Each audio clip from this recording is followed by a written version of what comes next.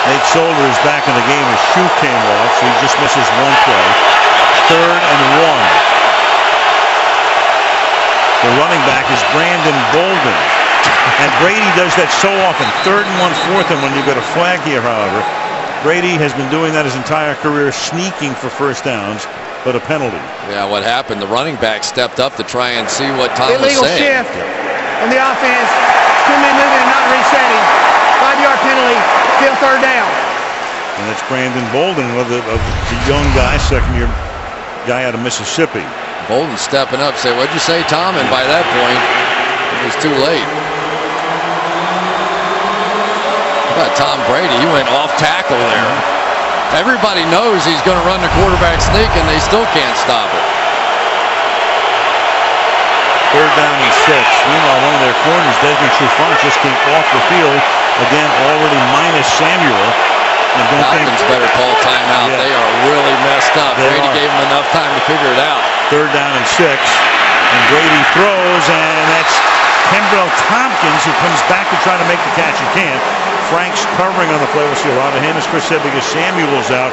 4th down. Young man undrafted, and Tom Brady said he came in the first day of practice and acted like he was a #1 draft pick. Plenty of confidence. Has been playing very well. 2 touchdowns a week ago. Just couldn't come up with that one. Rookie kicker is Ryan Allen. Belichick loves the left-footed punters. We've got a flag. And that will bound into the end zone. But the flag is down just about at the line of scrimmage.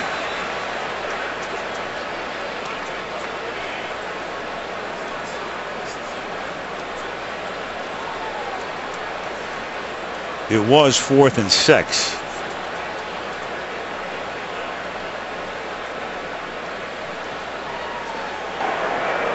Illegal formation on the offense. Number 36 was not on the line of scrimmage. That 5-yard penalty will be added on to the end of the play. 1st down at the 25. And so there you have it with 6:15 to go in the opening quarter in Atlanta. 3-0. Check it out, NBC Sports Live Extra. A lot of good stuff there. Michelle's aboard, so's Mike Florio. And tonight, our special social media guest analyst is Algie Crumpler, the former Falcons tight end. So text with him. Mike Smith talking to his defense. And, of course, there's O.C. Umenyiora, the longtime New York Giant, now playing here as the offense goes to work from the 25-yard line. Rodgers is the running back.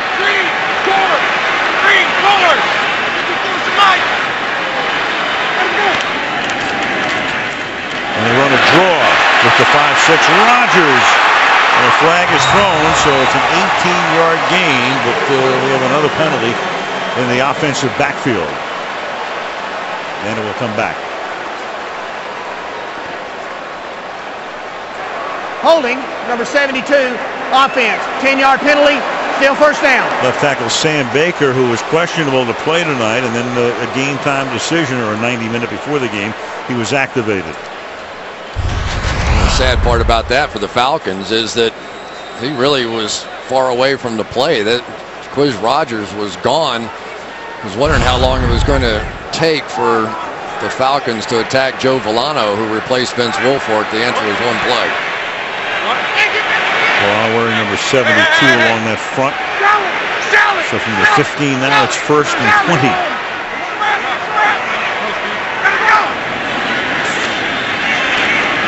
Dumps it off to Rodgers.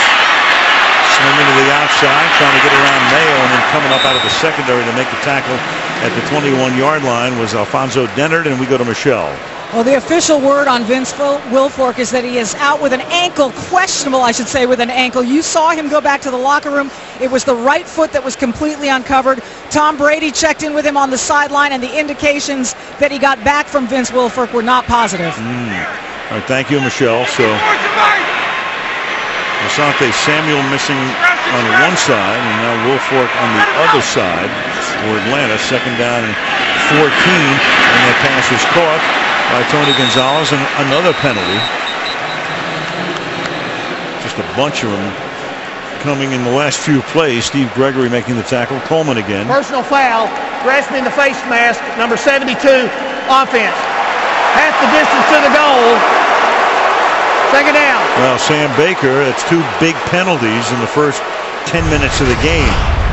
Well, Chandler Jones, 3 sacks already, and you would imagine Sam Baker maybe a little rusty coming back here, and so he's had to do what he could do to make some plays, but so far he has this offense in reverse out here. And that's very unusual for a Mike Smith coached team, as you see there, since he took over in 08, 4.5 penalties per game, already 3 tonight. NFL record last year, right? For fewest penalties per game, right? In 40 years, it was the fewest penalties per game. 2nd and 25. And the inside draw, and Rodgers threading his way for a gain of 5. Tommy Kelly making the stop. Kelly, one of the new defenders, played with Oakland. He's been in the league for 10 years, and for Tommy Kelly, it's like a breath of fresh air. He said, man, I've never been to postseason. And now he's with the New England Patriots. Best of my knowledge, first time he's really been on a winning football team. And talking to Belichick about him, he said you could just see the enthusiasm with this guy, and he has really helped them. And now the idea of playing without Vince Wilfork, he becomes even more significant. 3rd and 20, you've got both Rodgers and Snelling in the backfield, and you also have an Atlanta timeout.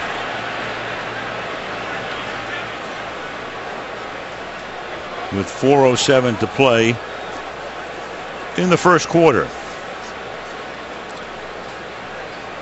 Patriots defensively over the first 3 games. Granted, it's Buffalo and it's the Jets and it's Tampa Bay. I mean, not to diminish them. I mean, Buffalo wins today. They won 2 games. The Jets have won a couple of games as well.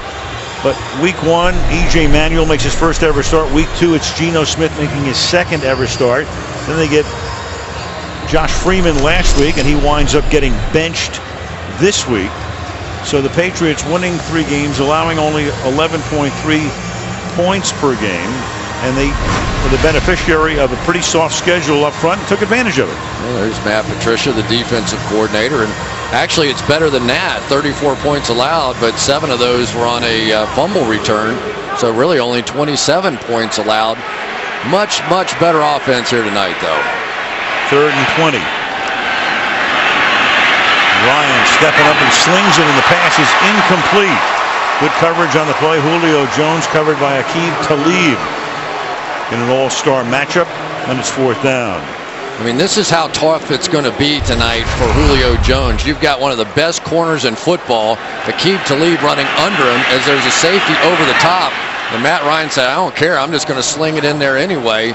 Had a chance, but Talib got his hand in there to break it up. Matt Bosher to kick. Julian Edelman is back to receive. At this moment in time, Edelman has the highest punt return average in the history of the National Football League.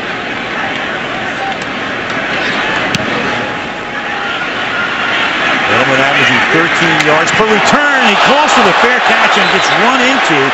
Drew Davis is there, and the ball is loose. So Edelman called for the fair catch, was on the move, takes a shot at the 39-yard line. That's the last thing New England needs here. Edelman is the one guy that Tom Brady can really count on, but he does get up and walk back toward the huddle. Woo. Is that not fair catch interference? It's a judgment call on the official's part, because Devin McCourty, you'll see here, was engaged with the Falcon Drew Davis, and thus, because he was engaged with him, I mean, it's an either-or call when you look at it, Chris. Well, the only thing that I would say is he did lower that shoulder a bit, so you can see McCourty trying to pull off. Probably the right no call there, but that one was definitely close. Very close, and that's why there's no fair catch interference. The ball bounced to the 25. That's when New England begins this drive. And Brady will set up a screen. And this is Stephen Ridley. And Ridley with a big gain all the way out to almost midfield to the 49-yard line, tackled there by the rookie Robert Alford after a gain of 24 yards. The Patriots last week went this stretch bootleg play and threw the ball down the field. You can see the Falcons react back.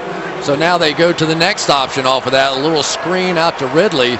A guy who's kind of a forgotten guy, had like 1,200 yards or so a season ago, came out on opening day, and Shane Vereen was a starter and had over 100 yards.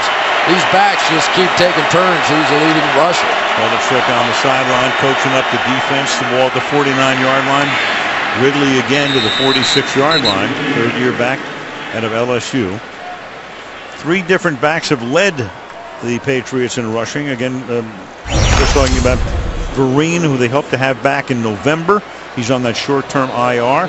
And Stephen Ridley against the Jets on that rainy night when neither team could really move the ball. And LeGarrette Blount last week, the former Tampa Bay Buck, against Tampa Bay. And Blount is in the game right now. And his first carry of the game is to the 43-yard line, making it 3rd down and 2 for the Patriots. Well, Osi Umenyiora, you remember that name from the New York Giants. Sounds like they probably miss him a little bit now. Coming off the edge, they tried to go with that little tight end crack wham block, but Osi's seen that one before and there to make it. Osi had a huge game last week, 2 sack fumbles and already had an interception for a touchdown earlier this year. 3rd and 2, the back is Bolden. A toss to Bolden, swinging to the outside. Gets some nice blocking and picks up a first down to the 35-yard line. Sebastian Vollmer helping to lead the way to move the chains.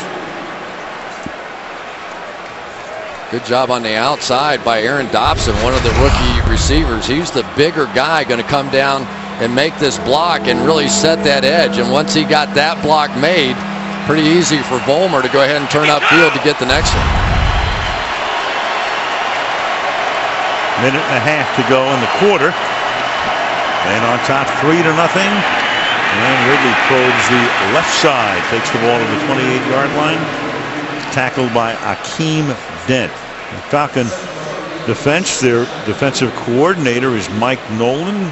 Not that long ago, the head coach of the San Francisco 49ers. 25th in the league in passing yards allowed, but 5th against the run. A lot of young guys on that Falcons defense right now. 2nd and 3. Huge hole through the middle to the 14. And one guy they miss up front is Troy Bierman. He's on injured reserve, and Sean Weatherspoon's their best linebacker, and he is out for a few more weeks. Got to watch the tight ends. Michael Ho, Manawa Nui is going to come down and get the defensive tackle. You think of trap blocks coming from the inside out with Patriots offense. A lot of times it's from the outside in with these tight ends, and don't have the receivers that they used to have, but still pretty good blockers. From the 14, first down. Blount is the running back. I'm so proud of you. The first Manawa Nui of the night coming out of your mouth. Very good. Usually, whatever you call them, that's what I go with the rest of the night. I think I've called them just about everything there is. Mike H. into the first quarter. 3-0 Atlanta, and Sunday Night Football resumes after these messages. Waiting all day for Sunday night. In Atlanta, tonight's aerial coverage is being brought to you by Geico. Al Michaels, Chris Collinsworth, Michelle DeFoy. Sunday Night Football, Georgia Dome. The 2 owners, Bob Kraft, has owned the Patriots since '94. Arthur Blank, founder of Home Depot, has owned this team since 2002. Play resumes, 2nd down and 6. This is Bolden from the 10-yard line. It's shoved back as he reaches the 8 by the safety William Moore. It'll be 3rd and 3. And the Patriots have really had trouble in the red zone. All you need to do is look at the numbers. They are last in the league in red zone percentage. What that means is touchdowns and possessions, only 30.8% getting it into the end zone once they're inside the 20-yard line. And a season ago, the Falcons 5th best at keeping it out of the end zone in this situation. Brady playing traffic cop, 3 receivers set to the left. They clock down to 5. And they'll run it inside, and they'll give the ball to Bolden, and that's enough for a first down. So he takes the ball, needing 3, getting 3.5 to make it a 1st and goal.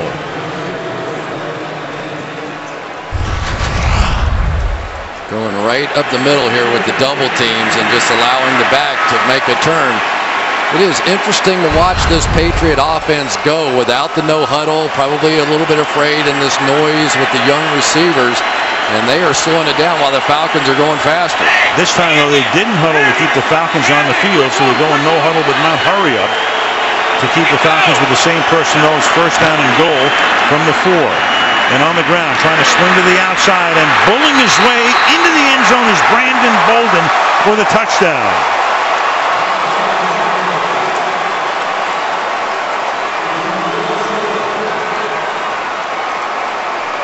First things first, let's make sure this is across the line for a touchdown. Another nice block by Dobson, the wide receiver. Looks pretty good to me. How about you, Al? I agree. They review everything upstairs. Oh, maybe that knee. That's pretty close. Any part of the ball crosses the front plane of the goal line. Of course, they're looking upstairs, and Coleman's waiting for confirmation. I thought the first one looked like he was in. Play will be reviewed. The second one, I wasn't so sure. Well, we'll take a closer look. So it's either going to be a touchdown, or it's going to be second down and 2 inches for a touchdown when we come back. Walt Coleman with the call. Looked like he was a little After short. reviewing the play, the runner's right knee was down with the ball at the half-a-yard line. It'll be second down and goal. Eagle-Eye Collinsworth looking at this. The right knee going down. It's when the right knee goes down, where's the ball? There it is. Hey, that was some run, though, by Brandon Bolden. He got hit at the 5-yard line and got it down to about the 2-inch line. So there's Bolden, who would be number 4 on the running back depth chart if you count Vereen, but had a huge day last year in his rookie year against Buffalo. Now they bring Ridley in as the tailback and give it to him.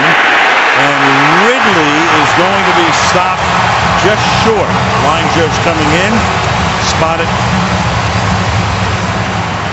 at just outside the goal line, making it third down and goal. This was close too. Yep. I think just short again. Chance for a huge goal line stand. Well, that's not reviewed upstairs. If Belichick wanted a challenge, he'd have to throw the flag, but doesn't. Brady on play action. Brady swinging it into traffic, complete for the touchdown. Matthew Mulligan. They just keep pulling guys in off the street, don't they?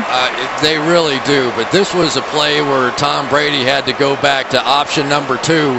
How about this? Zach Sudfeld, option number 1. Matthew Mulligan, option number 2.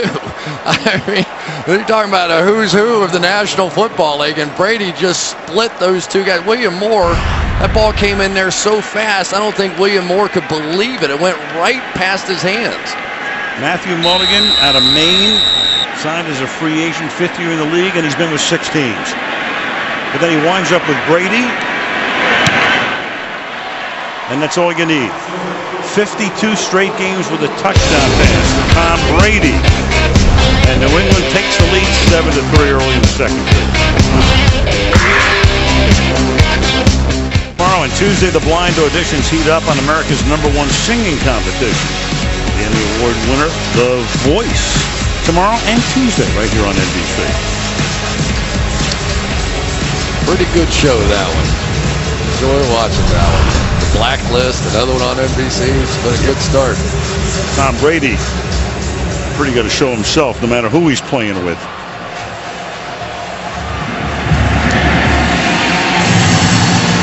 Kickoff by Gostowski. Rodgers gets to run it back from a couple of yards in. Out to the 27. Well, Drew Brees, 54 straight games with a touchdown pass. Broke the record against San Diego on a Sunday night. Remember, Johnny Unitas had the record for decades. Then Brees got stopped by Atlanta after 54. And Brady now with 52. We mentioned before he'll have a chance if he gets one next week at Cincinnati to tie the record against the Saints and break it if he does that against the Jets in 3 weeks. Jason Snelling is the back. Number 26. And a little dump off his drop. Well, Bolden didn't get his touchdown, but our illustrious statistician, Mr. George Hill, has been with me for 1,000 years, points out they got a mulligan. George said it. I didn't say it. George deserves a little credit. Of course he does. He's been giving us lines for years up here. He deserves a little credit. Ghostwriter. There he is. Mulligan, 6 teams in 5 years in the league. And then Brady finds him for the touchdown. 2nd and 10 from the 26.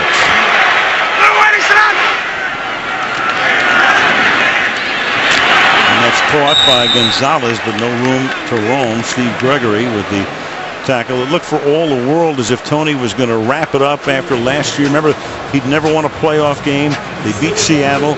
They get to the championship game. They have a big lead, but San Francisco makes the comeback, and then Tony goes home, thinks about it. Of course, the Falcons wanted him back, and here he is for what will probably be, you never want to say never, his last season. Yeah, and Tony will tell you the final permission came from his kid. Right. He wanted to come home and spend more time with his kids. Kid gave him permission, so he's back.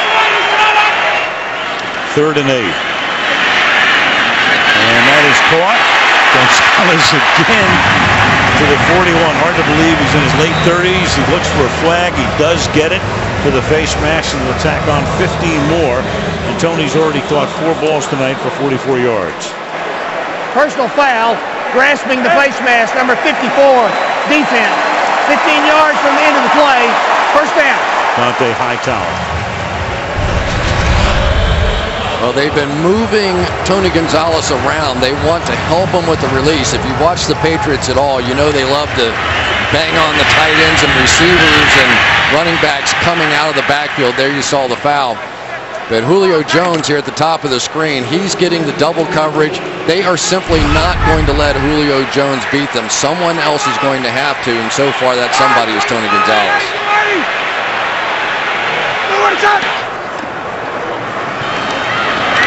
Snelling plowing ahead. Gain of a couple. 2nd down and 8. It's kind of interesting to see some of the guys out there playing. Jeremy Trueblood, the right tackle, is a guy that was basically cut by Washington, played a long time in Tampa, and with some injuries to Mike Johnson, they had to find somebody. So they bring him in here, and like a couple of weeks later, he's playing with his old college quarterback, Matt Ryan. Doesn't really know what he's doing, but Matt Ryan's giving him some Boston College calls to help him understand what this offense is doing. 2nd down and 8. Wide to the outside, and then it'll be caught on the outside by Levine Tololo, a rookie out of Stanford who caught a touchdown pass last week in Miami. And now you've got Baker, who was questionable to play tonight and was activated just before the game and has already had a couple of penalties and now grasping the knee. He had issues with the ankle and knee coming in here. Thursday, Team USA against Team International for the coveted President's Cup. All begins on the Golf Channel Thursday, continues on NBC over the weekend, Saturday and Sunday. Good tournament. Back to Atlanta we come. 3rd down and 4 after Baker comes off. Lamar Holmes supplants him at left tackle. Jack goes Rogers is in the backfield with Ryan. Ryan protected, well throws, and is it forward progress for a first down to Julio Jones? And it will be. Tackled by Gregory, but not until he picks up the first down. And there's Baker. Give a little credit to Roddy White, the old high school wrestling champion. Does a little wrestling right here. Watch him just drive the defender off to clear things out for Julio Jones. He can say, I was trying to get a release. He was grabbing me. But they're going to have to start moving Julio Jones if they want to get him involved, because they've been all over him. 33-yard line, first down.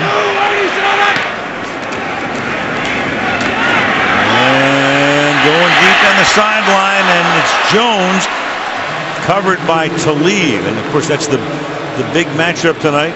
We talked to Julio Jones the other day. We said, how would you cover you? He said, I play the other side.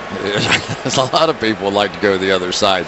Still has the safety over that side. That time he slid to the middle of the field. Good read by Matt Ryan to give him a chance. But Aqib Talib is a guy that is going to be able to cover most people, but if you can cover Julio Jones, you can cover about anybody. I think the closest comparison for him is Calvin Johnson. Now, that's usually the standard, but this guy is tough.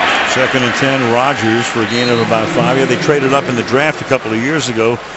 Gave 5 picks to Cleveland to get Julio Jones. Of course, you never know how that's going to turn out. We asked him the other day, too. He said, "You ever look at what those 5 guys are doing?" He said, "Nope, never." No, he's not interested, and he shouldn't be. He came into this game as the leading receiver in the league, tied with Julian Edelman. So the 2 top receivers coming in here, it was a bold trade by Thomas Dimitroff, but it ended up being a tremendous trade. Thomas has done a really good job here. This team has had a lot of success over the past few years. 3rd down and 4 to the outside. Caught by Douglas. Breaks a tackle. Skirts down the sideline. 1st down. Broke away from Kyle Arrington. Let's go to Michelle. Well, Sam Baker has gone back to the locker room. He's officially questionable with that knee. They were looking at his left knee, and I'm told that's the same knee, Al, that was bothering him earlier this week, and that kept him out of last week's game as well. All right, thank you, Michelle. And that means we're going to see a lot of Lamar Holmes, who certainly had his troubles last week in Miami. It was interesting. He played a good first half in that game, and I was out, boy, I'm really impressed with this guy. Came out in the second half. I don't know if he got tired or what happened, and just his game kind of fell apart. They say sometimes his technique starts going crazy if he makes one bad play. Maybe that's what happened. And Ryan flushed out, throws, and it's caught at the 10-yard line. Roddy White coming back with Ryan in trouble. Chandler Jones came flying in, beating Holmes, and put the pressure on the quarterback. Well, Roddy White in a fist fight is about as good as anybody. And that time, I mean, there's no question his ankle is still bothering him. He's not been able to do, but I think he dropped that football. Mm-hmm. I wonder if anybody else saw that one. Well, yeah, that's they actually called it. Yeah, they called it no catch. One official came in and made the correct call. It'll be 2nd down and 10 now, back to the 15-yard line. Snelling. Nothing.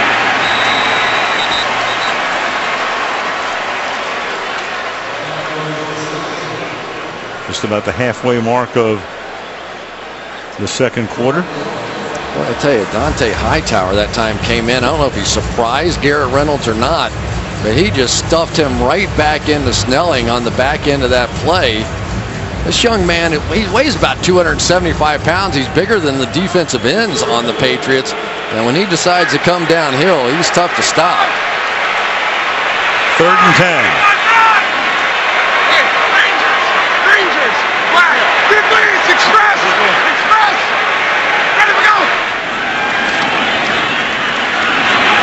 Over the middle, caught by Snelling, but he can't get the 1st down. Gets inside the 10. It's going to be 4th down. McCourty and Hightower making the play. It'll be 4th and 2. And this crowd is getting restless with this red zone offense. It cost them a game a week ago, and at the very least, they're going to line up and see if they can't get the Patriots to jump off sides. And you saw Belichick saying to his defense, "You stay in there, stay in there." I think that Mike Smith understands you're not going to beat the Patriots and Tom Brady with field goals. 4th and 2. And they will run the play. And rolling left and throwing too high and incomplete. So they'll turn it over on downs intended for Roddy White. So they let 3 points go by the board, wind up with none. And it's still 7-3. Not even close for Matt Ryan. That was a horrible throw. Tonight Football being brought to you by Verizon. Never be without football with NFL Mobile. By Audi, Truth in Engineering. By Corona, inviting you to find your beach. By Walmart, where layaway is free with no opening fee. It's the world's largest aquarium. Opened in 2005, the Georgia Aquarium. Visited by Patriots owner Bob Kraft today. His son Danny and his grandchildren. Bob said, "Have you seen one octopus? You've seen them all." But that was something special. From Amari. That's the octopus we like. Squid. From the 8. After turning the ball over on downs, LeGarrette Blount is the running back, and the pass to the outside is caught. Up to the 15 goes Kenbrell Tompkins. Meanwhile, Belichick was actually trying to call a timeout before Atlanta ran that play. Clearly didn't get it called in time, but this is the best. When you try to call a timeout and then opposing quarterback sails one, you give it the old never mind. 2nd and 3. Patriots on their last drive went 75 yards in 12 plays. They started with a pass. They had 10 straight runs and ended it with a touchdown pass. To the ground again. This is Blunt up to the 20-yard line. You know, LeGarrette Blount's really sort of an interesting guy. Back at Oregon, it was LaMichael James after he had an incident where he punched a guy on the field who took over for him there. Then it was Doug Martin in Tampa Bay who took over for him down there, so he's available. And he is a 250-pound closer. We saw at the end of the game last week when they had to run out the clock, he took care of business. Against his former teammates.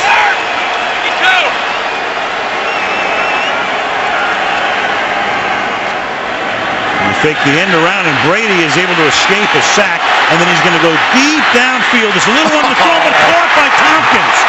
And Tompkins gets to the 32-yard line. Kenbrell Tompkins adjusting. Goodman came in, almost had the sack, and that's a 49-yard gain.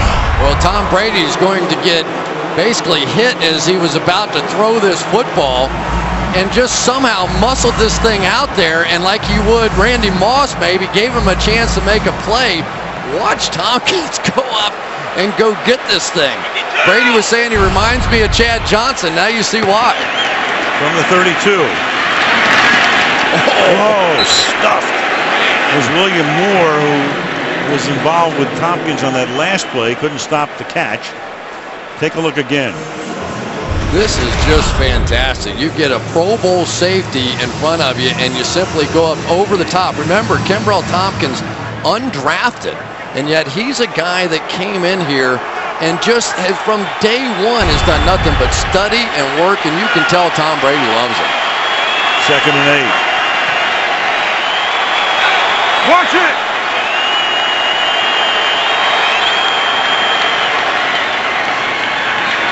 Brady again.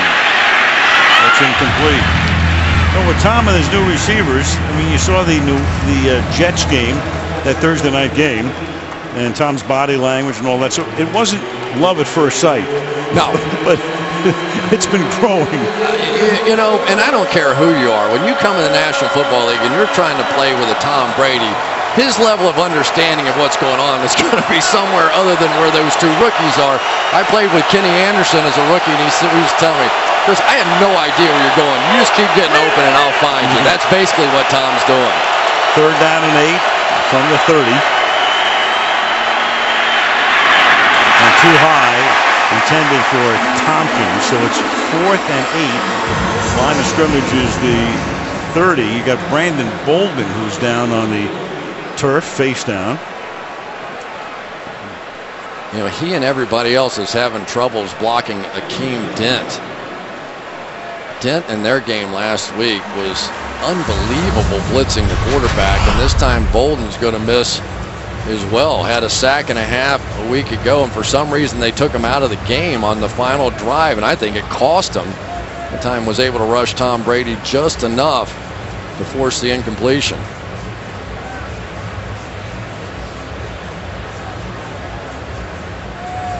Kenbrell Tompkins was open. So there's Bolden, who's down. We talked about Shane Vereen, who got hurt after the opening game performance when he had a triple-figure rushing game.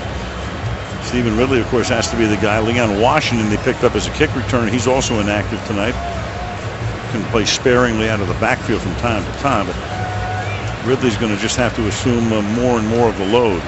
Well, you know, Shane Vereen and Stephen Ridley were both drafted together in the 2nd and 3rd rounds in 2011, and they've sort of gone back and forth. Last year was Ridley had the big year, over 1,200 yards, had a couple of fumbling issues already this year as well. Vereen looked like he was going to take over the job, but then he hurt his wrist. He's on injured reserve with designation to return, but not until after week 8 or so, I think, when they can come back. So, but a lot of depth at running back for the Patriots. 48-yard field goal attempt coming now for Steven Gostowski. Ryan Allen will hold it. Danny Aiken will snap it. 48-yard attempt is over the top of the upright, but good. And you know the rule, if it's right over the top of the upright, it is good. 3:22 to the half. 10-3 New England. Someday maybe they'll put laser beams in. The exact rule is the whole ball has to be inside the outside edge. That's exactly what it says. And there it was. Take a look at it from this angle. I'd agree. Now how do we have that camera angle? It's amazing. So it's 10-3 New England. And Gostowski will send this one into the end zone. Falcons will start from the 20. So Ryan drafted in the first round, number 3 overall, 2008. Most home wins in their first 40 starts. Roger Staubach, Darryl LaMonica. Brett Favre won 35 of his first 40 starts. And there's Ryan, who can tie Brett. And the irony would be that Brett actually started his career here, and then the trade was made in year 2.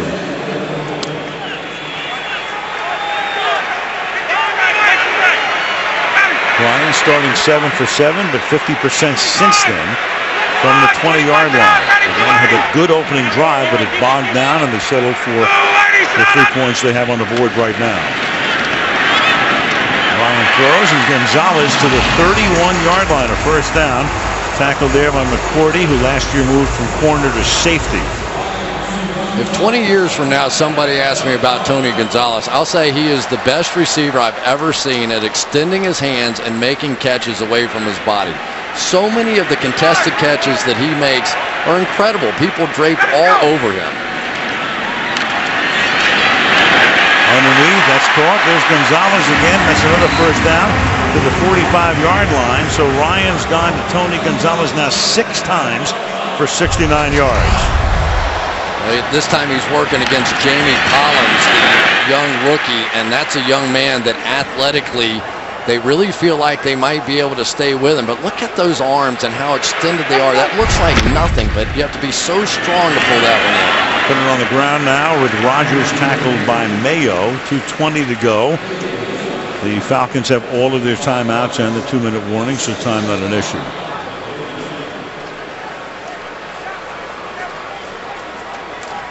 Second down and 5 from the 50. Into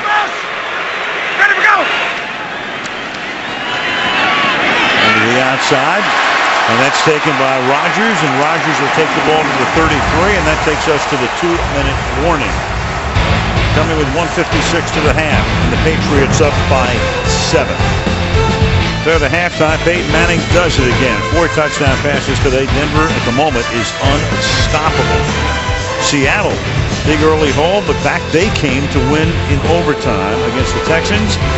Bob and Hines are here, and they will look at the first half, which right now has 1:56 remaining. And it's first down at the 33-yard line for Matt Ryan's group.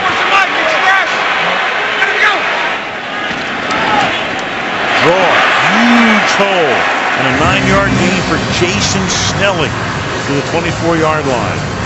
I like the call because the Patriots are playing nothing but the shell coverage and trying to double the wide receivers and double Tony Gonzalez and everybody away from the ball. If you can't run it and get them out of it, it is going to be a long night. Same look. Second and 1, 24. Give it to Snelling again. This time he gets stuffed in the middle. Ninkovich is there leading the charge, so it's going to be 3rd down and 1. Atlanta with all of its timeouts. The frightening part is they're able to stop that run without Vince Wilfork in there. That's typically you go, okay, well, Vince Wilfork's in the middle of the defense. Of course they're going to stop people in there. Timeout taken by Atlanta. Ninkovich coming down here just jumped inside of Trueblood that time and was able to make the play in the backfield. It's got to be so frustrating to be a top-end receiver like a Julio Jones and play against the Bill Belichick coach team, because you know coming in, he knew coming into this game, it was going to be virtually impossible for him to try and make any plays. But what he does is he draws enough coverage where the other guys have to. We have to begin to see the Roddy Whites and the Harry Douglases and the Jaquiz Rogers out of the backfield like he did earlier, begin to make some plays and take some of that off of Julio Jones. Julio's caught 2 balls tonight for a total of 6 yards. 3rd and short to give it to Snelling, and that will move the change as he gets the ball to the 20-yard line. First down Atlanta. You know what's interesting, Al, is the fact that the Falcons still haven't really gotten the ball down the field. I think they've completed 1 pass all season, at least coming in here, at least 20 yards down the field. And there's the young center, Peter Kahns, getting the key block. 50 ticks left in the half. And they got the Patriots taking a timeout as Atlanta came up to spread it out, and Belichick calls for time.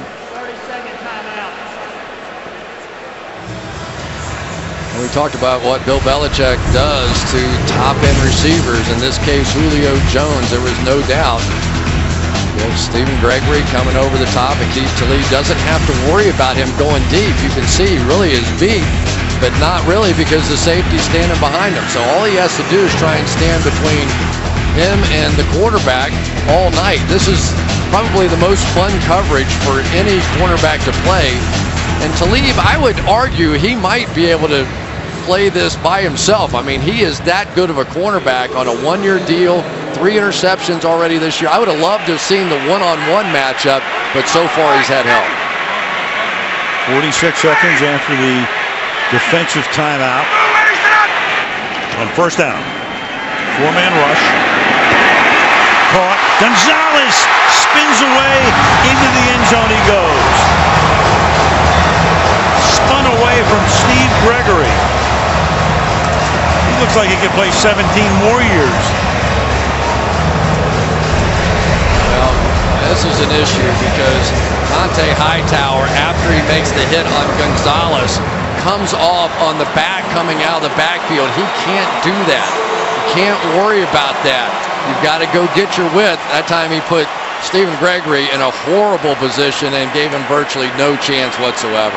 Taking a look upstairs, does he get in? Does the ball cross the plane? Dennard made contact at the end. Coleman has it confirmed. Good look away by Ryan to set it up. Gonzalez has caught 7 for 90 yards.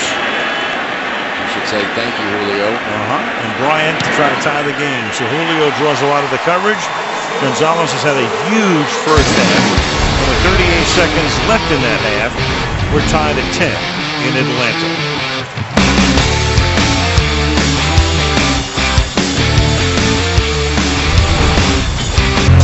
Well, you can share your story about why you love NFL football. Go to togetherwemakefutball.com for rules and the chance to win a trip to Super Bowl 48. Quarterback comparison tonight. Brady's only put it up 9 times for 96 yards. Ryan, good first drive, good last drive, 18 of 25, and with those 18 completions, 7 have gone Tony Gonzalez's way. Yeah, but Tom Brady knew they were going to have to run the football in this crowd as young receivers. They're doing exactly what they want to do too. And Brady will go to work from the 20-yard line. He's got 1 timeout, 38 seconds. New England's only run 23 plays in the half, and Atlanta's run 36. And really, Julian Edelman so far tonight shut out. And Julian Edelman really kind of picking up for Wes Welker. Given the opportunity, he's done it, and Patriots going to be happy to go in. And they'll settle for that tie, and they will get the ball when the second half begins. We also know the Falcons have had some trouble in the second halves of games lately. We'll see how they stand up here. Can they finish? That's what Gonzalez told Michelle in the pregame interview, and we'll see if they can tonight in a game that's very important to the Falcons, who try to get to 2-2 and keep the Saints in their sights. And New England tries to stay unbeaten a quarter of the way through the season. It's 10-10 at the half. Coming up next, it's the Toyota Halftime Show after these messages from your local NBC station. Waiting all day for Sunday night. And back to Atlanta we come. Al Michaels, Chris Collins, we're in the shelter for you. The game is tied at 10. Of course, the headliners, the two quarterbacks, Brady and Ryan. Your thoughts?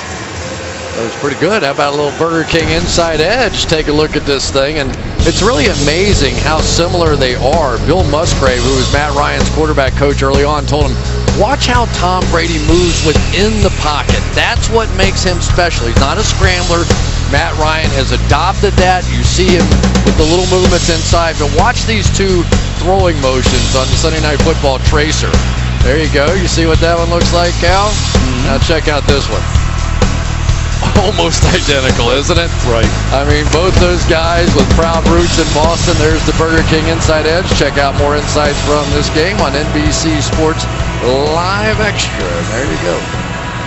There is the statistical comparison. Brady throwing only 9 passes in the half. Of course, they're running the ball as much as they possibly can. They run it 15 times for 64 yards. Ryan completing over 70% of his passes, and a good many have gone to Gonzalez, who has caught 7. Brady with the helmet on because New England's going to get the ball to start the third quarter. It's Blunt back to receive the kickoff. Washington's kick through the end zone. Let's go to Michelle. Well, Al, we'll start with the injuries. Vince Wilfork is out of the game because of that ankle injury. Brandon Bolden still questionable with his knee injury. I talked with Bill Belichick, asked him about his defensive priorities and how they might get reorganized here in the second half, and he said simply, we've got to do a better job on Tony Gonzalez. And that's what Mike Smith told me he expects from Belichick's defense. He hopes that opens things up for some of his other offensive weapons, but they will be without Sam Baker, who's done for the night, Al. All right, thank you, Michelle. So Baker, who was questionable to begin with, coming into the game out early. Stephen Ridley starts as the running back in the third quarter, and Ridley swinging to the outside, finds room, gains 8, but you have a penalty. Walt Coleman. Holding, number 70, offense. 10-yard penalty, still first down. Left guard Logan Mankins been a mainstay of that line since drafted in the first round in 05. First half numbers. New England with the rushing edge, Atlanta with the passing edge, obviously, and Atlanta really controlling the ball for a good part of it, running 36 plays to New England's 24. 10-10, the halftime score. First and 20 from the 10.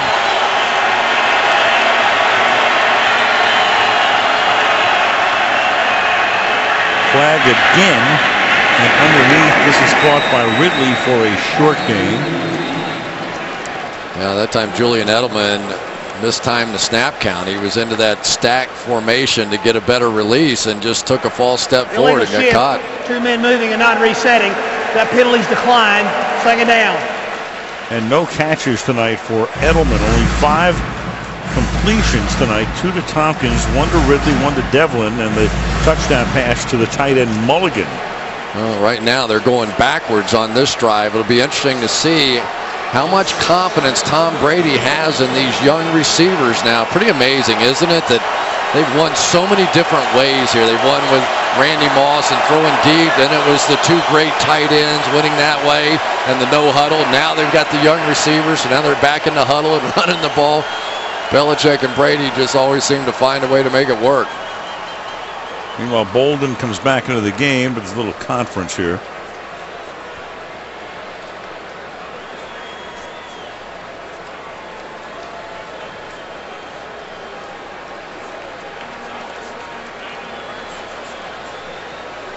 Well, it should actually be, I think, at the 13-yard line of the 12, and that's what they do. They move it there.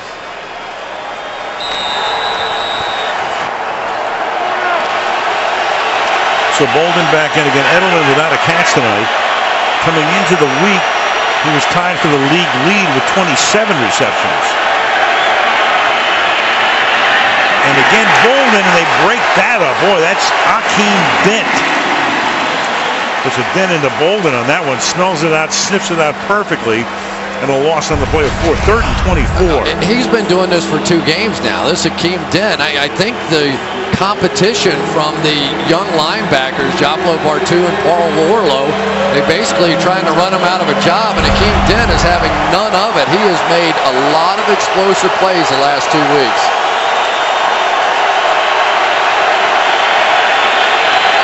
And 3rd and 24. Fake draw. Edelman makes his first catch of the game. But for only about 3 yards, Massaquoi making the tackle. 4th and a mile, and Atlanta should get the ball in pretty good field position. Well, we were wondering, could the Atlanta defense come out and make a statement here in the second half, and they certainly did. That has been their struggle lately, and you wonder if it's getting inside their psyche just a little bit now, the way they've been losing games at the end. Ryan Allen won the job over Zoltan Mesko. He's a rookie out of Louisiana Tech. Harry Douglas backing up. Good kick. Fielded at the 36-yard line. And Douglas brings the ball back to the 43-yard line, where Atlanta takes over for the first time after a 54-yard punt. Of course, Belichick through the years, he's a defensive mastermind. But you can't take everybody away, so clearly their sights have been set on Jones tonight. Julio with 2 catches, but Gonzalez able to roam free for 7 grabs. Yeah, 7 for 90 and a touchdown tonight on the season coming in. Just 11 catches for 93 yards, so he's matched his production here already for the year.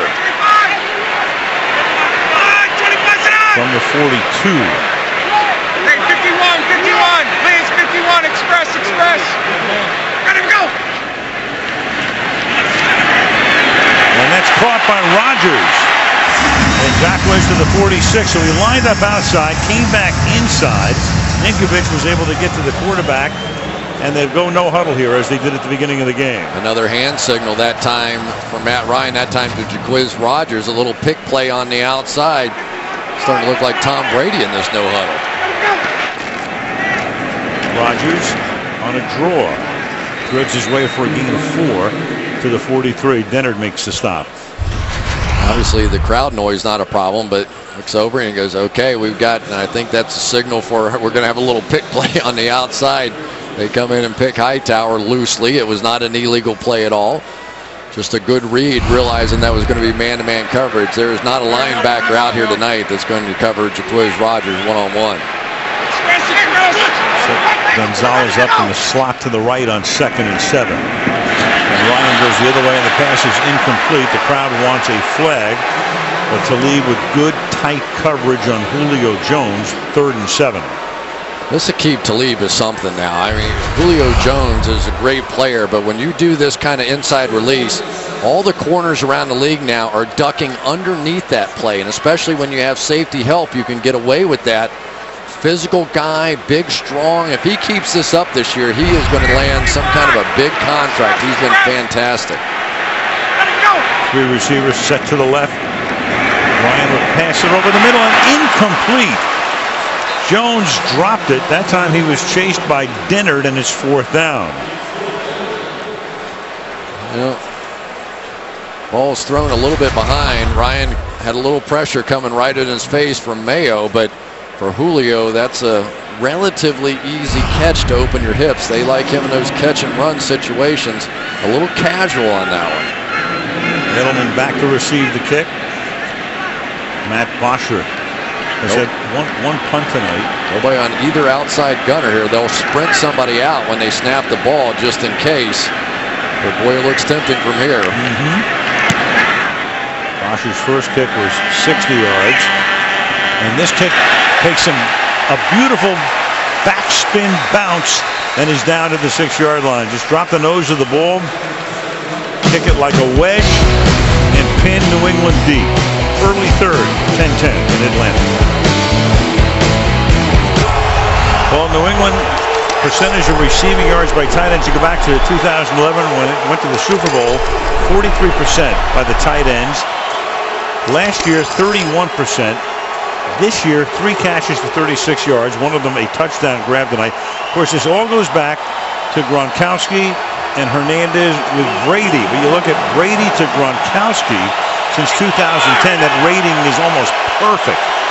And of course, Gronkowski has not played this season. The ball at the 7-yard line.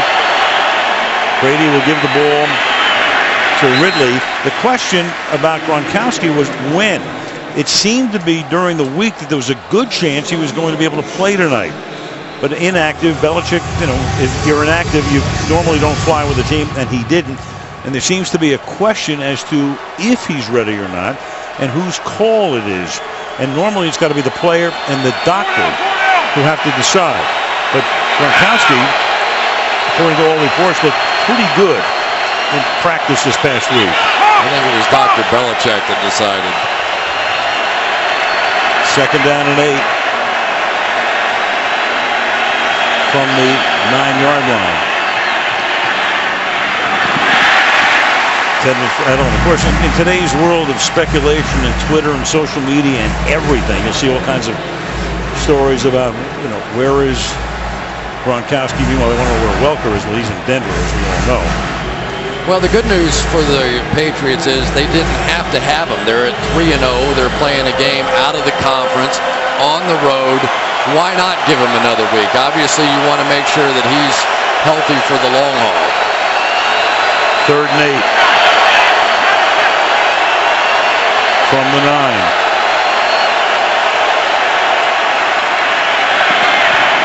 And Brady caught by Dobson. Up at the 19, a flag is thrown. You saw the flag come through the play. And Walt Coleman will fill us in. Illegal use of hands to the face, number 23, defense. That penalty's declined. Play results in a 1st down. That's the rookie Alford working on the rookie Dobson to make his first catch of the night. They come up and jam everywhere but on the inside receiver, and Dobson just pushes them off the ball just enough to pick up the 1st down. It's one of the strategies, obviously, of Mike Nolan tonight. Tom Brady has been throwing all those short, quick passes all season long. And tonight, Mike Nolan said, you're going to have to throw it down the field to beat us. What? Play clock at 2. And he didn't get it off in time. Delay a game.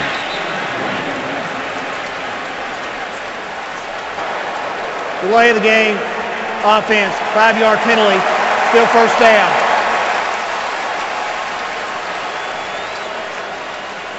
So meanwhile, will Gronkowski play next week is the question.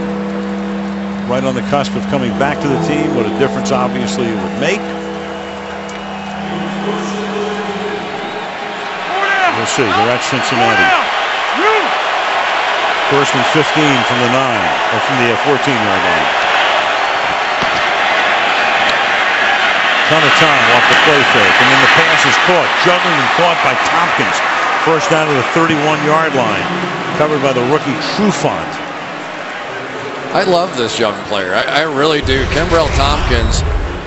This is going to look like Chad Johnson. Up the field, stayed outside, then swims across. Usually when you're releasing outside on a cornerback like that, he's thinking you're going to go to the flag, you're going to break to the out. He crosses his body, kept it tight across the field, held on. Big play. From the 32. Here's Ridley again.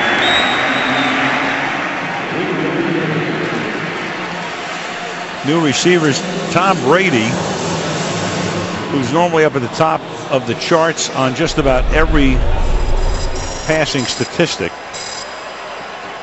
This year, lower completion. Look at that. That's the most interesting one, because 7.5 through his career and 5.5, and the rating is down as well. A lot of, obviously, to do with the supporting cast, especially the yards per pass. 2nd and 11. And that'll be caught by Julian Edelman. So he's made 2 catches in this half. The ball to the 48-yard line. McLean makes the tackle. Well, you finally, because of the play action fake, watch those linebackers come jumping up inside, and then you end up with just a one-on-one route, easy down the field. Remember Robert McClain in there because Asante Samuel, the Falcons' best cornerback, is not. He's out with an injured leg. And maybe Tom Brady deciding it's time to go to work on the replacement. 8 minutes left in the quarter. First down from near midfield. Brady stepping away, buying time, deep over the middle, and that's Edelman making the catch. Julian Edelman to the 16-yard line. This is the play that's so deadly. They do so many of the stretches, and now watch the center peel back around Ryan Wendell and give him all kinds of time. It was a play in which Julian Edelman almost fell down coming off the line of scrimmage. Managed to stagger back to his feet, but because the protection was so good, Brady had time to wait on Edelman and come up with a big play. And there's Asante Samuel inactive tonight. That was a 34-yard gain from the 18.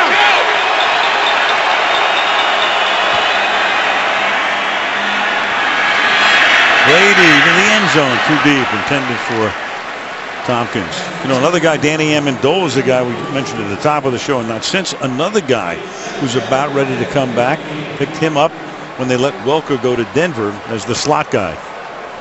You know, Al, I think you saw Brady there with a little indecision, just not sure what the young Tompkins was going to do. He saw him, and then he held on to it, and we've seen that a lot so far out of Brady.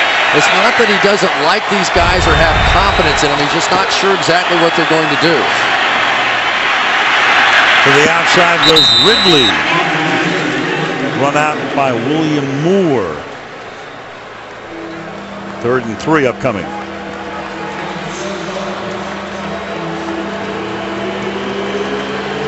Defensive coordinator of the Falcons, Mike Nolan. See what he calls up on this play. A 3rd down and 3 from the 11.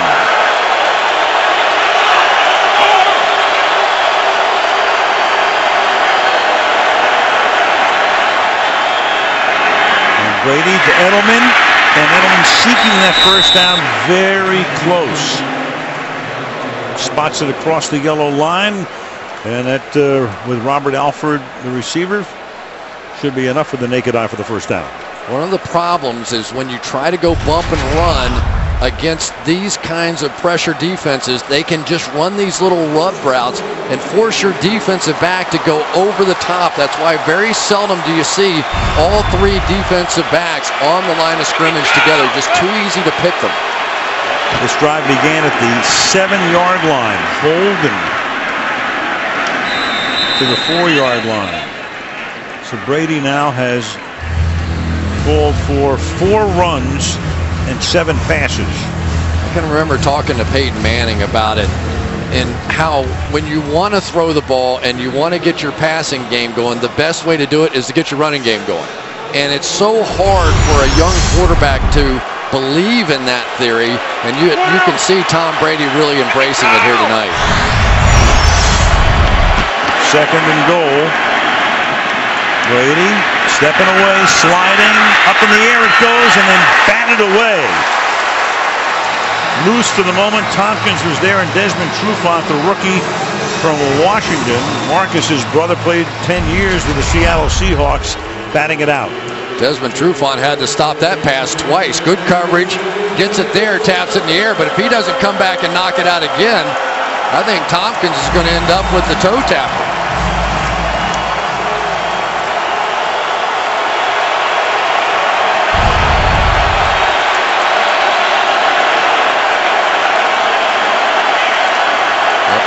Again, they might go that pick one more time. 3rd down and goal.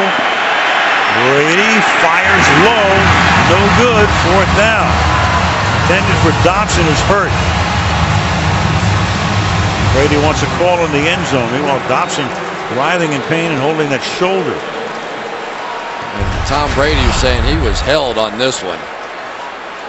Says he's going to try and arrow back out of that route. Little grab, but not enough to get the call. Robert Alford, the #2 draft pick this year, really getting to play in this one. Ooh. and then he got whacked in the head.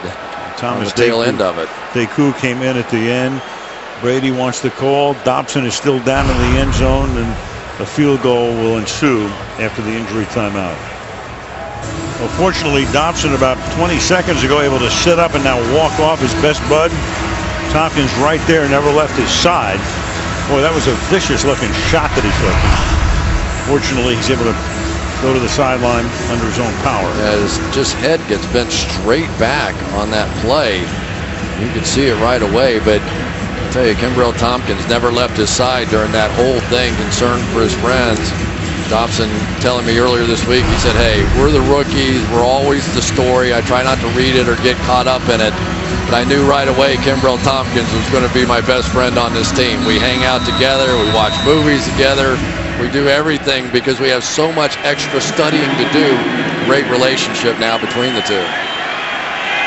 So Gostowski on 4th down, a 22-yard attempt to give the Patriots the lead.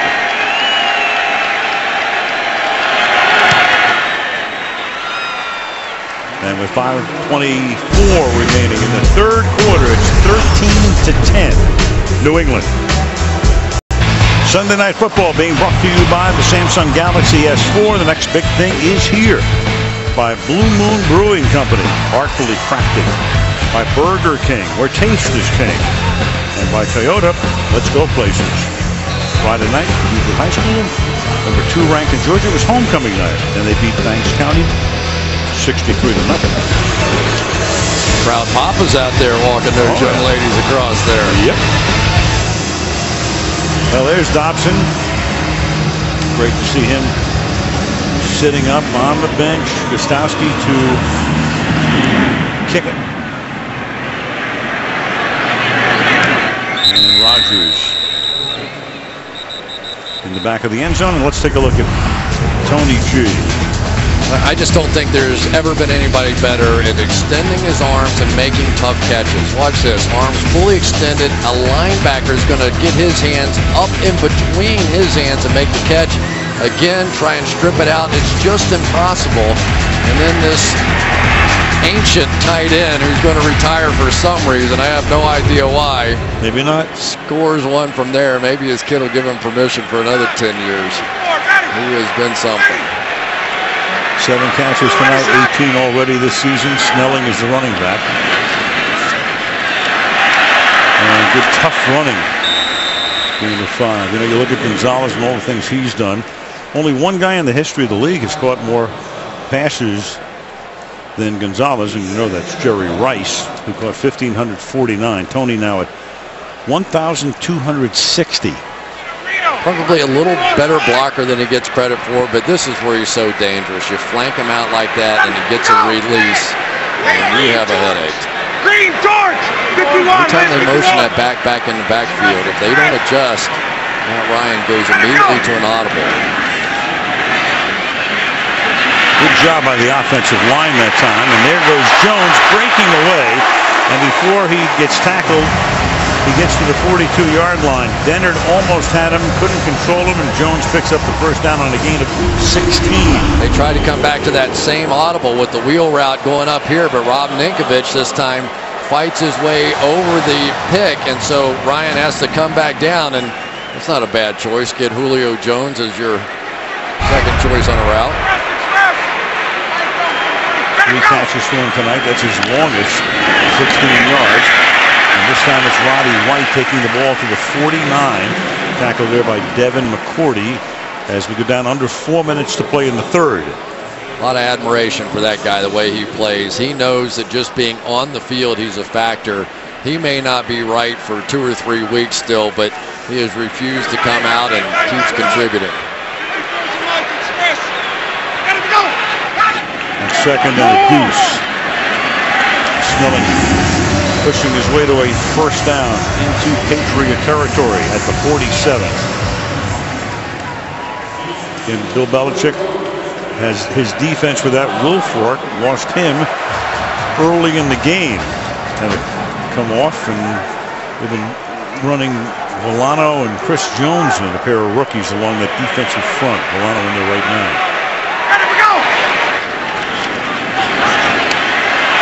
Brian Chase, and there's your first sack of the game. And we just talked about Villano playing a lot tonight, obviously because of the absence of Wilfork, rookie free agent out of Maryland. Just another free agent rookie. That they have 7 free agent rookies playing, along with 7 rookie draft choices. Great move by Villano here, but for Peter Kahns, this is the same way he got beat several times last week. He overextends, he lunges forward, and puts his quarterback in a vulnerable position. Todd McClure had been a long-time center in Atlanta. He retired. Pass underneath. Gonzalez a little off balance as he makes the grab. Tackled by Hightower. 2.5 to go. It'll be 3rd down and 16.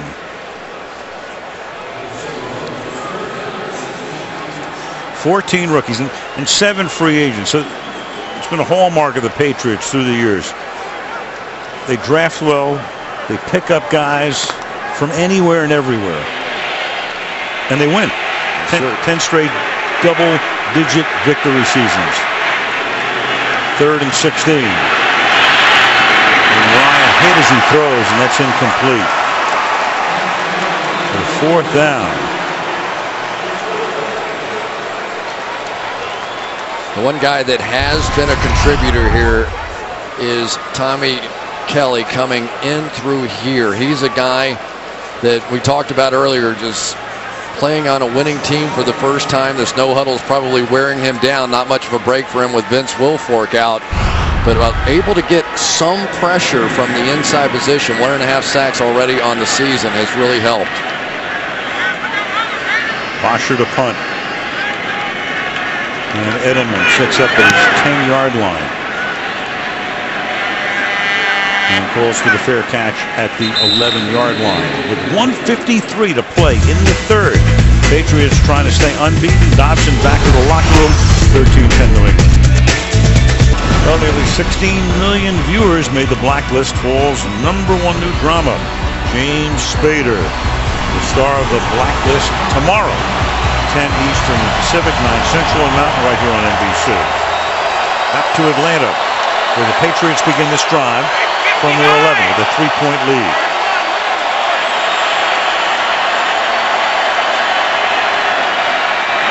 To the outside, juggling catch made by Edelman, but for no gain. Mike Smith came here in 2008. Tom Dimitroff took over in the front office, and he was really one of the more unknown assistants. Was at Jacksonville, but 24-3 in games after a loss. He's won 14 straight games following a loss. Only once before as he started 1-2, and right now trying to avoid dipping to 1-3. 2nd and 9. Blunt. Of course, if Mike wants to be even more football knowledgeable, all he has to do is call his brother-in-law. Brian Billick. Or turn on the TV at any point during the week. He's on a lot. Right. So, but you know, Mike Smith's one of those guys, when you talk with him about a game plan, he knows details of things that are pretty amazing. And I think one of the best things he's done is what he's done with penalties with this football team. They put it up on the screen. They put your name up. They show the play repeatedly. They basically embarrass people out of penalties. A huge point of emphasis, and it's paid off. We mentioned last year, fewest penalties per game over the last 40 years in the NFL. 3rd down and 5, and that is caught, but short of the 1st down. Josh Boyce is a flag down. Boyce, a rookie out of TCU. And Walt Coleman tells us. Prior to the pass, holding, number 52, defense. 5-yard penalty, automatic 1st down. Instead of a 4th down and a punt, Hakeem Dent with a penalty. Speaking about, you know, the minute we talk about no penalties, you get a penalty. Yeah, for sure. Hakeem Dent right in the middle of your screen, 52. Grabbed inside the jersey, and the official right there could not have had a better view. One thing I'm not even sure the NFL players all understand is that every single eligible receiver has an official assigned to watch him on the play. It's not like you're going to get by with something out here. From the 21.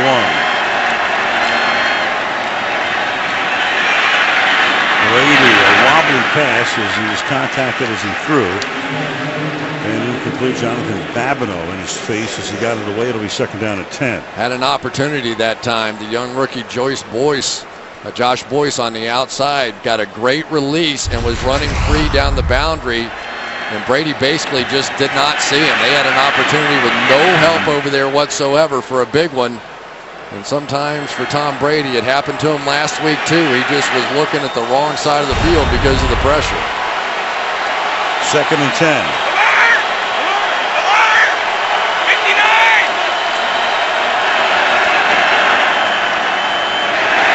And a great stop in the backfield. Massaquoi making sure Bolden goes nowhere. It'll be third and long when the fourth quarter begins, because that is the end of the third quarter. New England 13, Atlanta 10.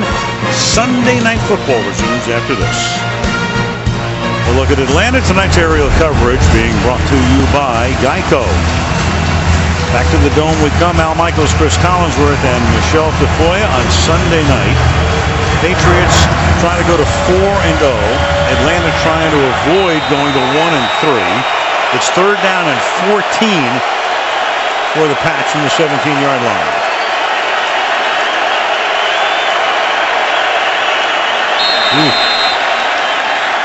Connolly's going to try to contend that he was forced.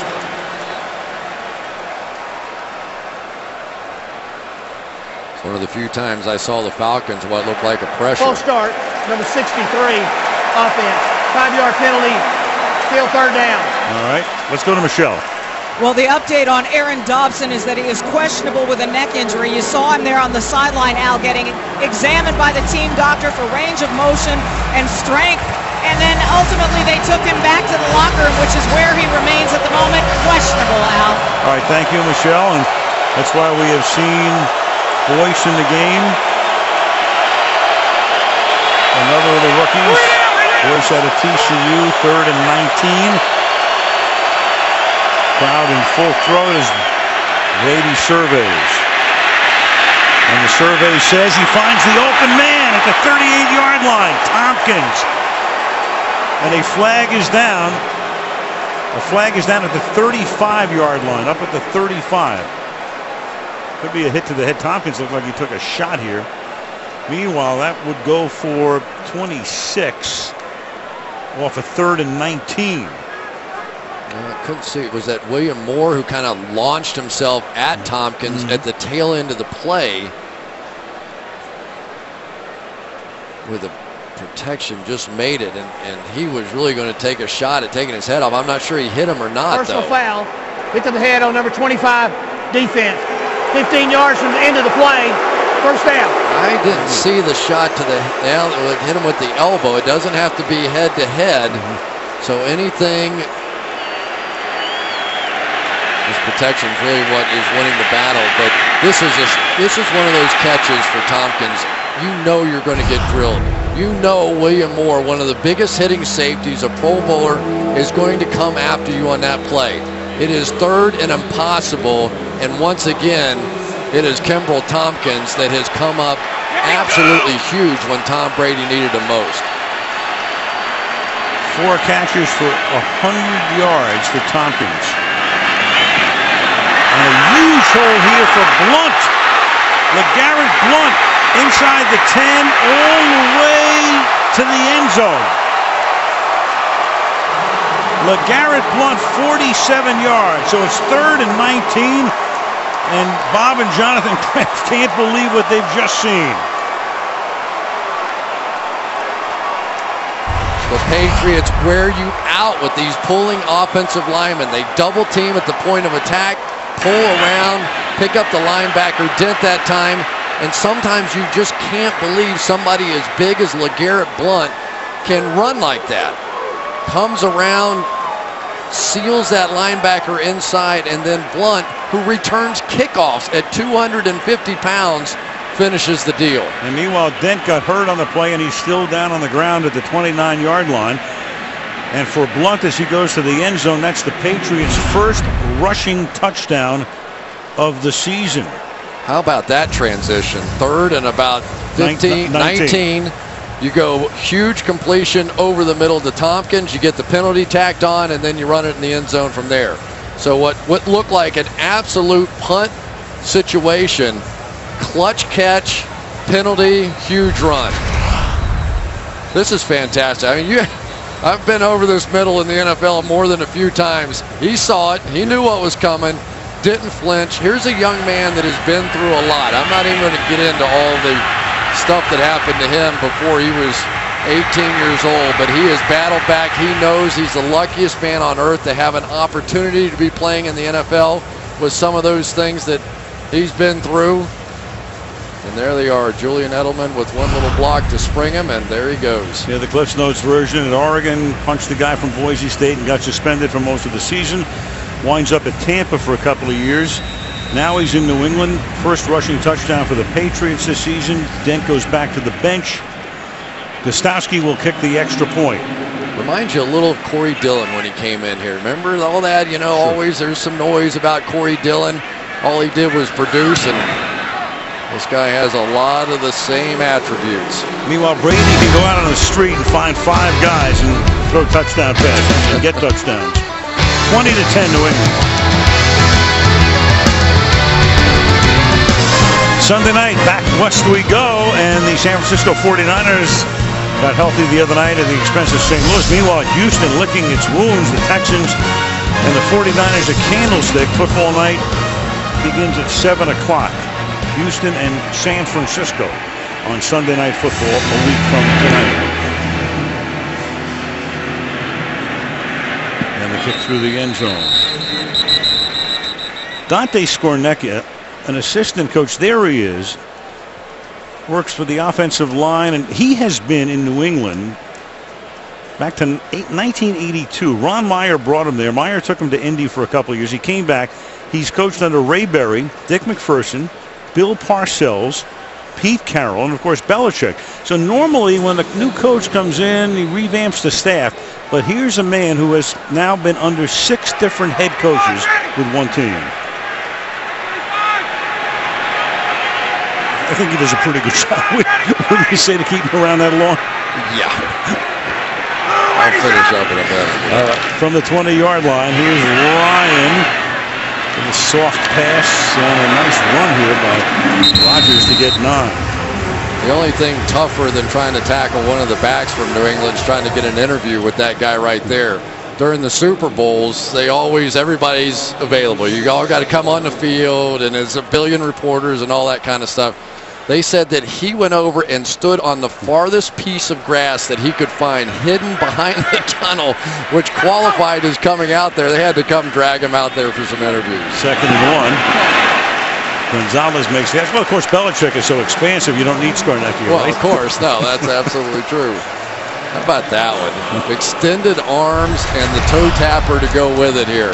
You can't make this catch unless you're willing to reach out away from your body. There he goes. Look at that. Full extension on the arms, which gives him plenty of room to get the 2 feet down. It's been a show tonight from Tony Gonzalez. 9 catches for 107 yards for the 37-year-old Tony Gonzalez.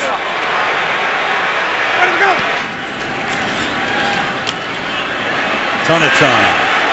Launching it deep. White has to turn around. He's going to draw a flag, though. Talib with him. And you saw the flag come in. And it's going to go against Talib. It's pretty interesting. I wasn't sure which way that one was going to go. There's a little hand checking going back and forth. Pass interference, number 31, defense. Ball will be placed at the spot of the foul. First down.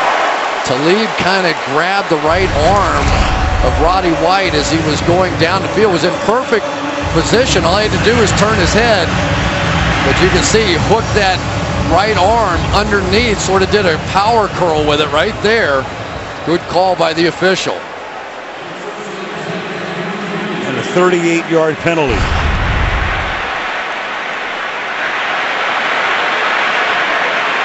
From the 23.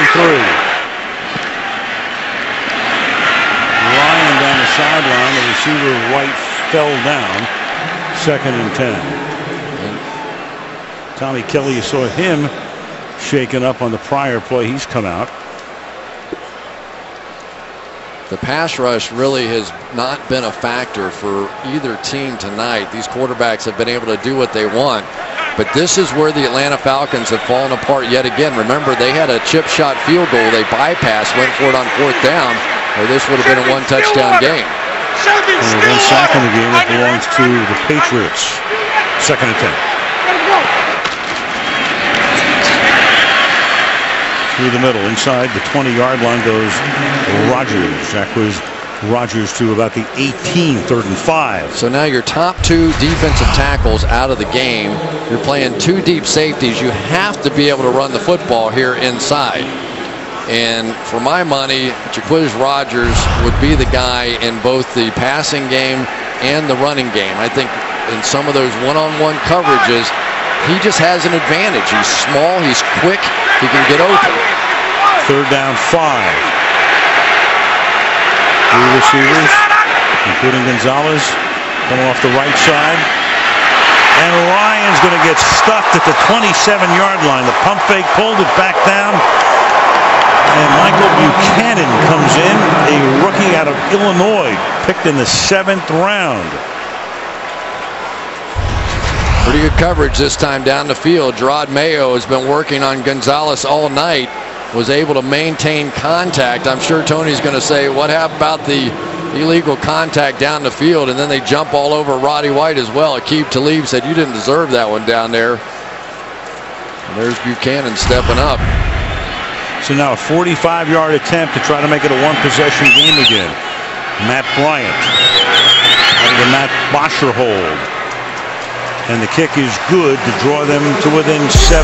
11:52 left in regulation. 20-13. All right, hockey fans, here we go. Opening night is Tuesday. The NHL season begins. It's the Capitals and the Stanley Cup champion Blackhawks. Wednesday night, rivalry night, Buffalo and Detroit on the NBC Sports Network. You're a hockey fan? Since I met you, we had some fun at the Olympics. Vancouver. That was unbelievable. Fantastic. How are your Kings going to look this year? Kings are going to look pretty good, I think. Yeah. Pretty good. Sports Illustrated has them 2nd in the Western Conference. The Blackhawks, we'll see. And the kick through the end zone as we go back to look at the work done by that offensive line. You talked about Dante Scarnecchia and the schemes they draw up. So much mobility between the tight ends and the pulling offensive linemen. So as a defensive lineman, you don't have a lot of confidence screaming up the field because people hit you sideways. But really the key to all this is that you can double team at the point of attack. The 2 guys on the left double team, come around and kick out that linebacker from the backside. Well designed, well executed running game tonight by Dante Scarnecchia and this offensive line.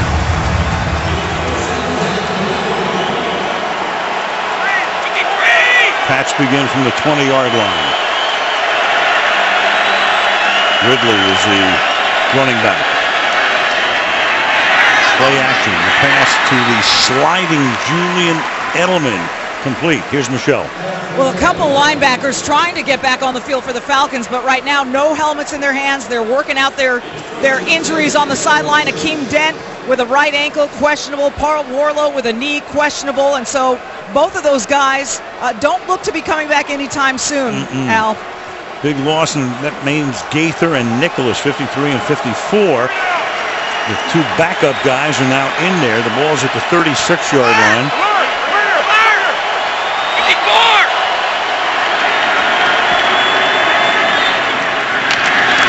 Tenth carry of the night for Ridley to the 38-yard line, and that's Gaither, 53, again on the stop.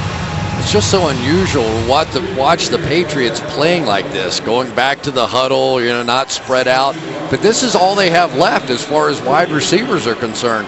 They have Julian Edelman, Aaron Dobson got hurt, Josh Boyce is in there, and Kimbrel Tompkins. So there just isn't the ability to go to that kind of spread out or the 2 tight end offense because they don't have receiving tight ends on the roster right now. Just find a way to win, and that's what they've done in the first 3 games, and trying to make it 4, and it's dropped.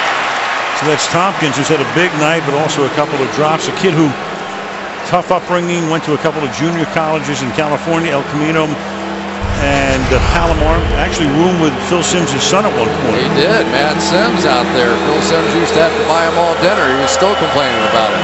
But you can see as you get the running game going, all of a sudden now you go play action, get guys wide open. That was a big miss that time by Tompkins. Went to Tennessee for a few minutes and played at Cincinnati, and now here he is tonight with 100 yards in receptions. 3rd and 8.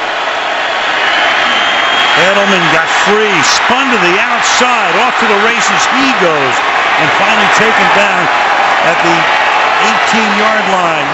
Made a good inside move to fake out the back, and then McLean has to chase him down, but not until he picks up 44 yards. Yeah, you read releases here, so when he comes inside, you got to jump inside and take that, but then when Edelman goes back out, there's nobody left, and he takes off for yet another big play. 44 on a 3rd and 8. Edelman, all of his catches in this half, and he's now gained 118 yards. Robert McLean played really well in the first half. Now they seem to be getting after him a little bit. Under 10 left. Quick drop, fade, and it is caught. Tompkins beats Trufant for the touchdown. Well, when I first saw this, does he land inbounds? Well, everything's reviewed, all scoring plays. Real simple. Here it is again. Makes a beautiful catch. Elbow is down. Remember it. Oh, 1 knee equals 2 feet. Well, so does 1 elbow. If that elbow hits first, no matter what happens with the feet, you got to catch. All right, possession is one thing. Has it. Does he maintain it throughout? Yes, he does. Does that, but the question is the elbow forearm on the chalk? That's the whole issue. Meanwhile, Tompkins is down probably from exhaustion as much as anything. He has had some night. I mean, you think about the idea of a free agent coming in here and having this kind of impact on the New England Patriots. It's just remarkable. I'm proud of the way he's playing out here tonight. Touchdown confirmed. Extra point is good. 27-13. New England. Sunday Night Football brought to you by Windows. By Nissan. Innovation for today. Innovation for tomorrow. Innovation that excites. By Nationwide Insurance. Nationwide is on your side. And by McDonald's. I'm loving it. Now if you go to McDonald's, you head over to Fat Matt's Rib Shack. Dessert. Makes me miss my southern roots right there. But you still have barbecue, don't you? Oh, yeah. And you still live in the South, sort of, don't you? You're south of the Ohio River. Just barely. 9:43 left. 27-13 New England.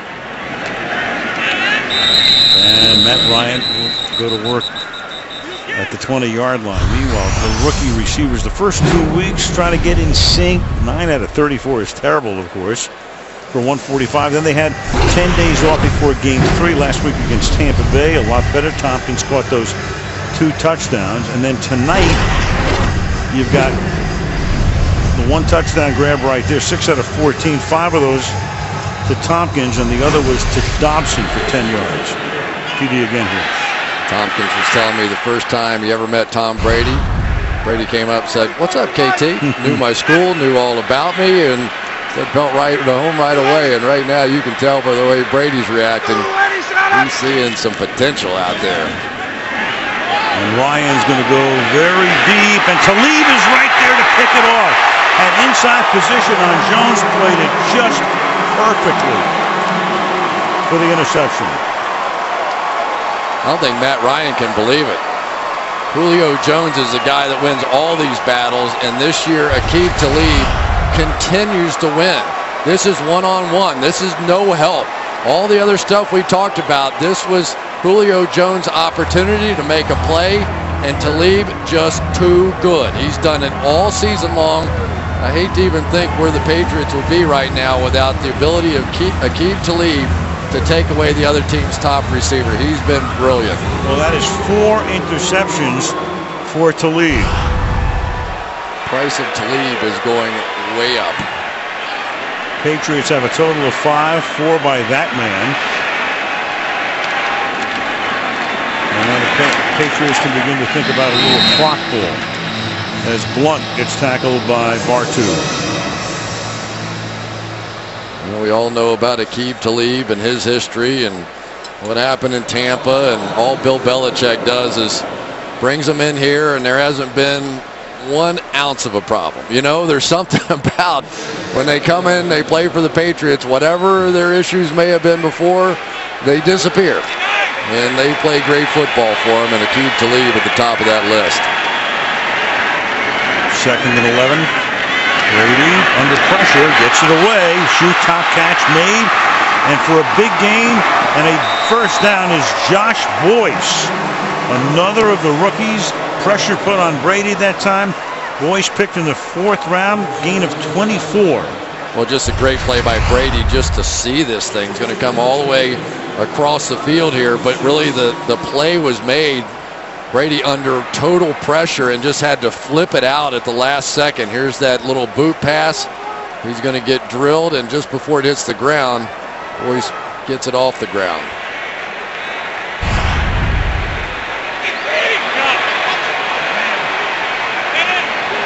From the 36. Big hole exploited by Blunt, close to a first down. Chris, think about this. You got Peyton Manning and Tom Brady, the 2 elite quarterbacks of their generation. You got Peyton right now. Illegal shift And then moving and not resetting on the offense. 5-yard penalty, still first down. And Peyton may have, you know, the best receiver combination in the league right now. Decker and Demaryius Thomas and Julius Thomas and, of course, Wes Welker. And then you've got Tom playing with guys who I said at the top of the show needed name tags 3 months ago. Yeah, and you know it has to kill him to watch Wes Welker out there playing with Peyton Manning. But keep an eye on this team. Remember now, they're 3-0 with the strong possibility now moving on to 4-0. And these rookies are making big jumps week to week. These aren't little jumps we're seeing. Here's Tompkins. 7 drafted rookies, 7 free agent rookies, and Tom's bunch. Aaron Dobson, 2nd round pick out of Marshall. There's Boyce, who made that last catch, 4th round. TCU, we talked a lot about Tompkins tonight, undrafted. Came out of the University of Cincinnati. Zach Sudfeld, the guy we haven't talked very much about tonight, out of the University of Nevada, tight end who played in the slot. Body language is a little different out of Tom than it was the first couple of weeks. Pretty good. 2nd and 6. This is LeGarrette Blunt. Well, this is going to be the big test tonight for New England, and so far so good for them and not so good for Atlanta. By the way, Denver goes to New England this year, just in case you're wondering. Sunday Night Football. There you go. There you go. I wonder if Peyton Manning will have thrown an interception yet by then. What is he now? 16 touchdowns and 0 interceptions. Yeah, that's coming your way in November. And before that, by the way, Denver makes an appearance in Indianapolis. Hello. There we go. Peyton back to Indy on Sunday night. On 3rd and 4. Brady. Incomplete. Boyce covered well that time. Crew thought Babineau came in and knocked Tom to the ground, and it's 4th and 4. Didn't you love watching the one press conference, though, of Tom Brady, where he said, you know, I've really got to work on my body language. You know that underneath he was going, I can't believe I'm saying this. I absolutely can't believe I'm having to get up here and talk about my body language on the sideline. But it was making him insane. He really didn't know where these young kids were going. And as a result, you could almost see him throwing some balls in the dirt and double clutching some throws. 49-yard attempt here to make it a 3-possession game. And that kick is good by Gostowski to make the score 30-13. New England with 6:18 remaining in the game. The Falcons building an early season small hole. It's now turning into a pretty good cavity as they're on the precipice of going to 1-3. Saints are unbeaten. They play tomorrow night. Look over the shoulder of Arthur Blank, the owner of the team. Harry Douglas down by 17 with 6:18 to play.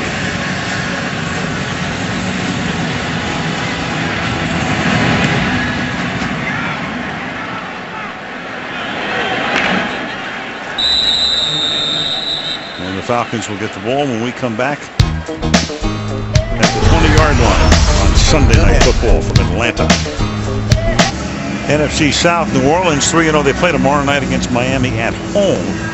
Atlanta could go to 1-3 with a loss here. Carolina with a bye, 1-2. Tampa Bay losing to Arizona today. And that's the South. So for the Saints, a golden opportunity to go up by 3 and have a head-to-head win against the Falcons. If the Falcons can't overcome a 17-point deficit, Ryan will throw, and Jones is there, but fronting him was Alfonso Denner. Boy, they're doing a great job on Jones tonight, 2nd and 10.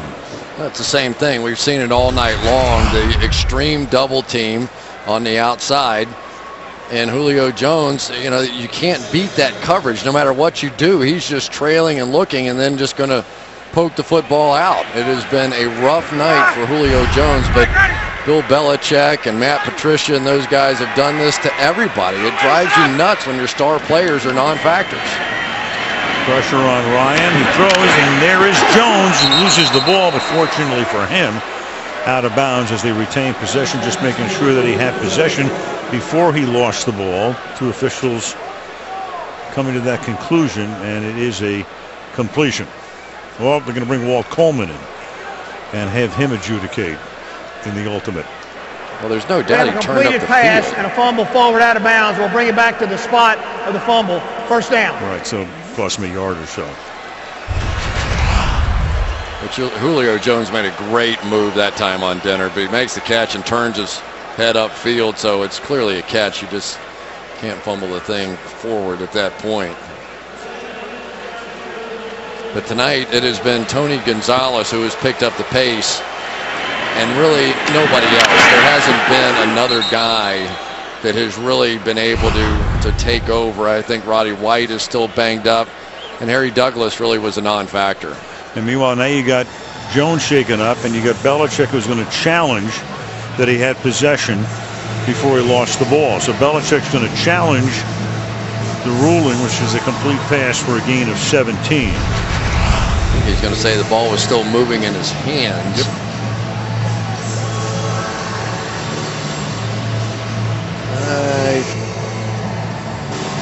You know, it's always one thing in slow motion, and then you look at it in real time, and I think that's a catch. I do too. But we mean nothing. No, that's for sure. We've proven that over the years. Tell me. But I tell you what a job this organization has done under Bill Belichick. I had a chance to visit with Jim Brown this week, the great superstar of the Cleveland Browns. And of all the friends in his life, Bill Belichick is one of the top 3. Bill goes to prisons, to schools, does so much work in the inner city, and nobody ever knows about it. You know, you think he's not front and center when it comes to press conferences, when it comes to charitable work and getting involved with young people. He does it in a very quiet way, but you talk to Jim Brown and says it's remarkable. He goes in there and has a major impact on those young people's lives. The coach's coach doesn't like to talk very much about himself. Look at that, 39 consecutive seasons in pro football, topped only by Dick LeBeau, who we saw last week in his 41st consecutive season in the National Football League, either as an assistant coach or in LeBeau's case a head coach as well. You know, the other one is Robert Kraft that you have to talk about a little bit. Since he took over in '94, his team leads the NFL in wins, division titles, conference titles, and Super Bowl titles. Can't get any better than that. And this was a franchise that couldn't win a game hardly before he got there. Probably saved the franchise from moving. And now he gets to pose with pictures with everybody. Floyd Mayweather? I'm just looking at this thing. Hold on. You know, So it is. Yeah, it is. Floyd's going, I told you I was going to lay the points tonight. The replay system is not working. The ruling on the field stands. New England will not be charged a timeout. Did George give you that line too? No, he did not. Throw George under the bus. He did not give me that line. So the replay equipment was walking. Is Belichick's response.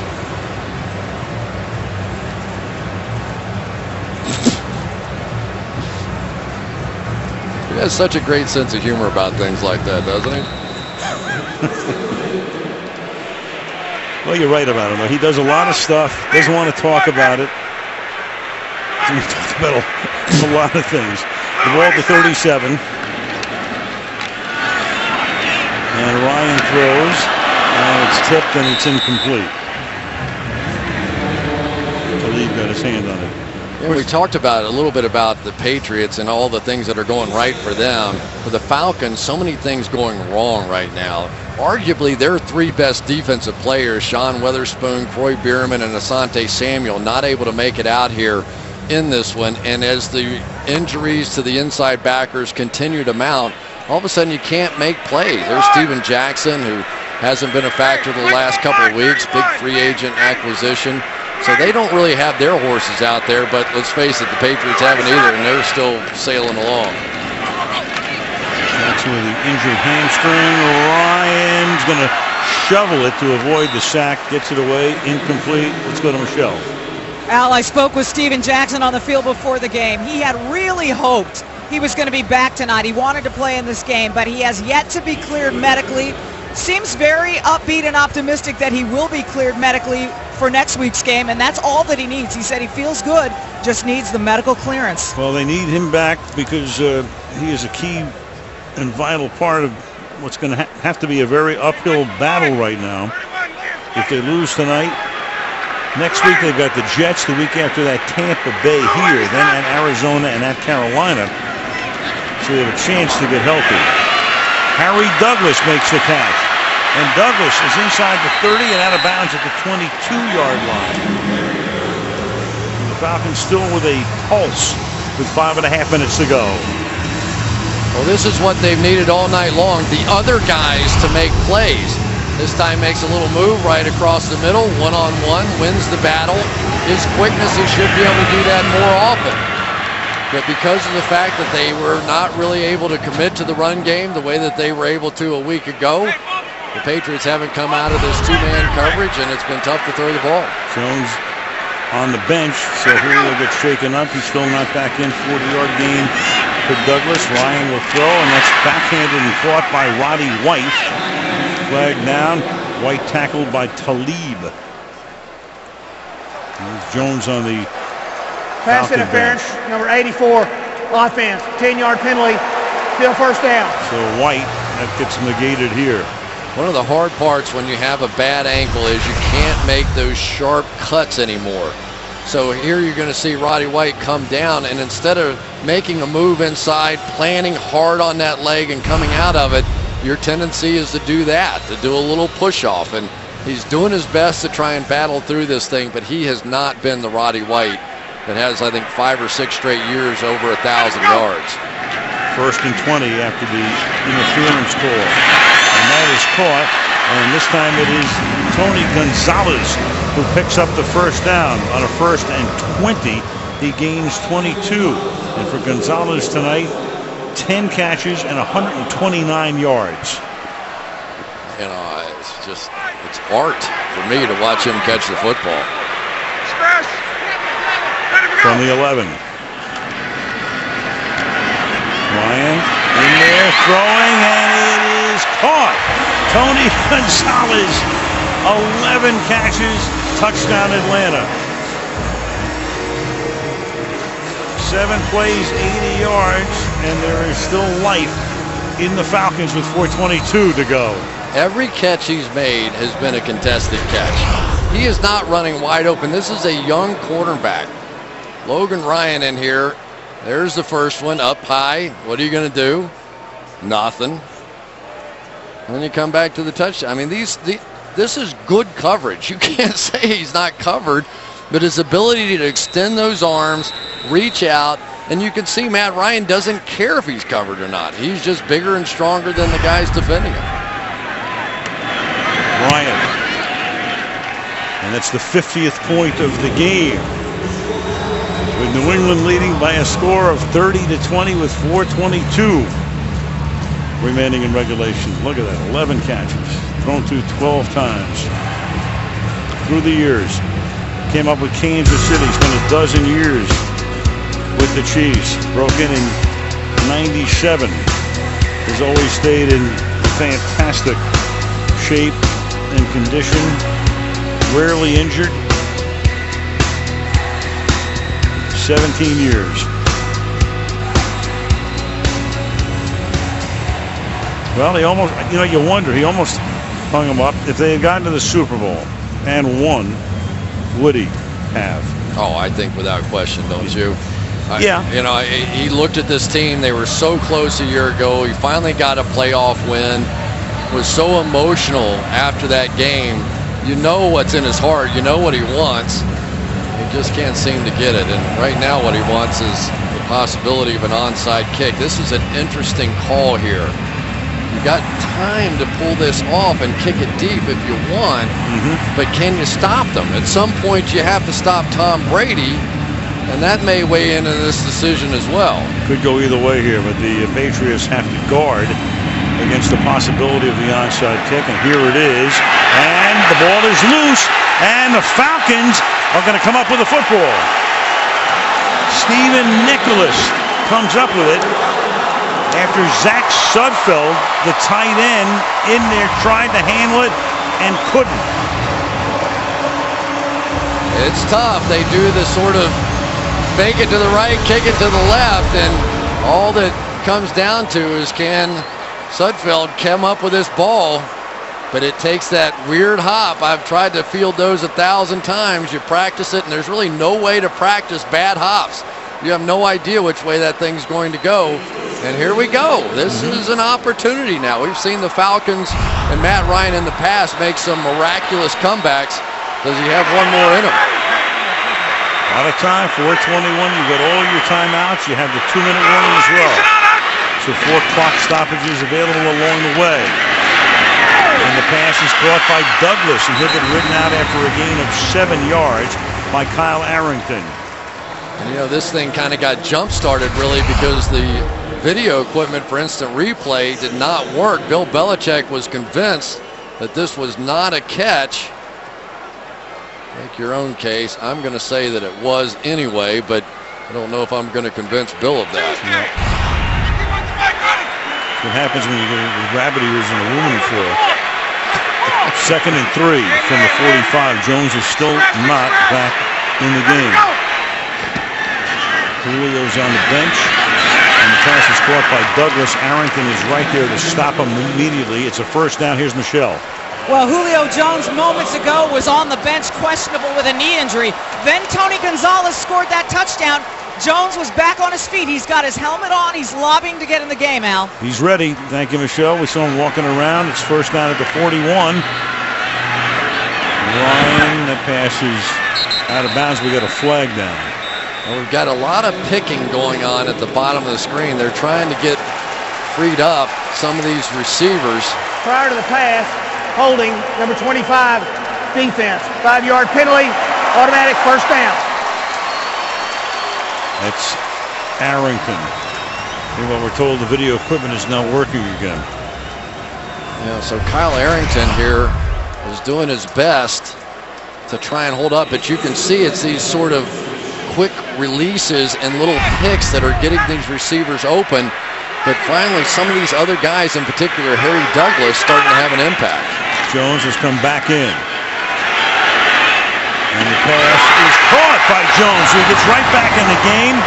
Then they're saying he was pushed off. He absolutely was. Yep. Absolutely was. No flag. Julio Jones, as that ball's coming down, is going to extend his arm and push off. Great release off the ball. Here he is. I can't see it very well on that side. But you could see the extension right there, and what that does to Dennard is he can't jump. Yeah, a little late to see it that time. I wonder if that heel came down. Yeah, I was thinking the same thing. Because if it did, that is out. Well, the toe-heel thing is out. But too late to challenge. And the pass is caught inside the 10. Gonzalez again. A dozen catches. Gregory with the coverage on the play.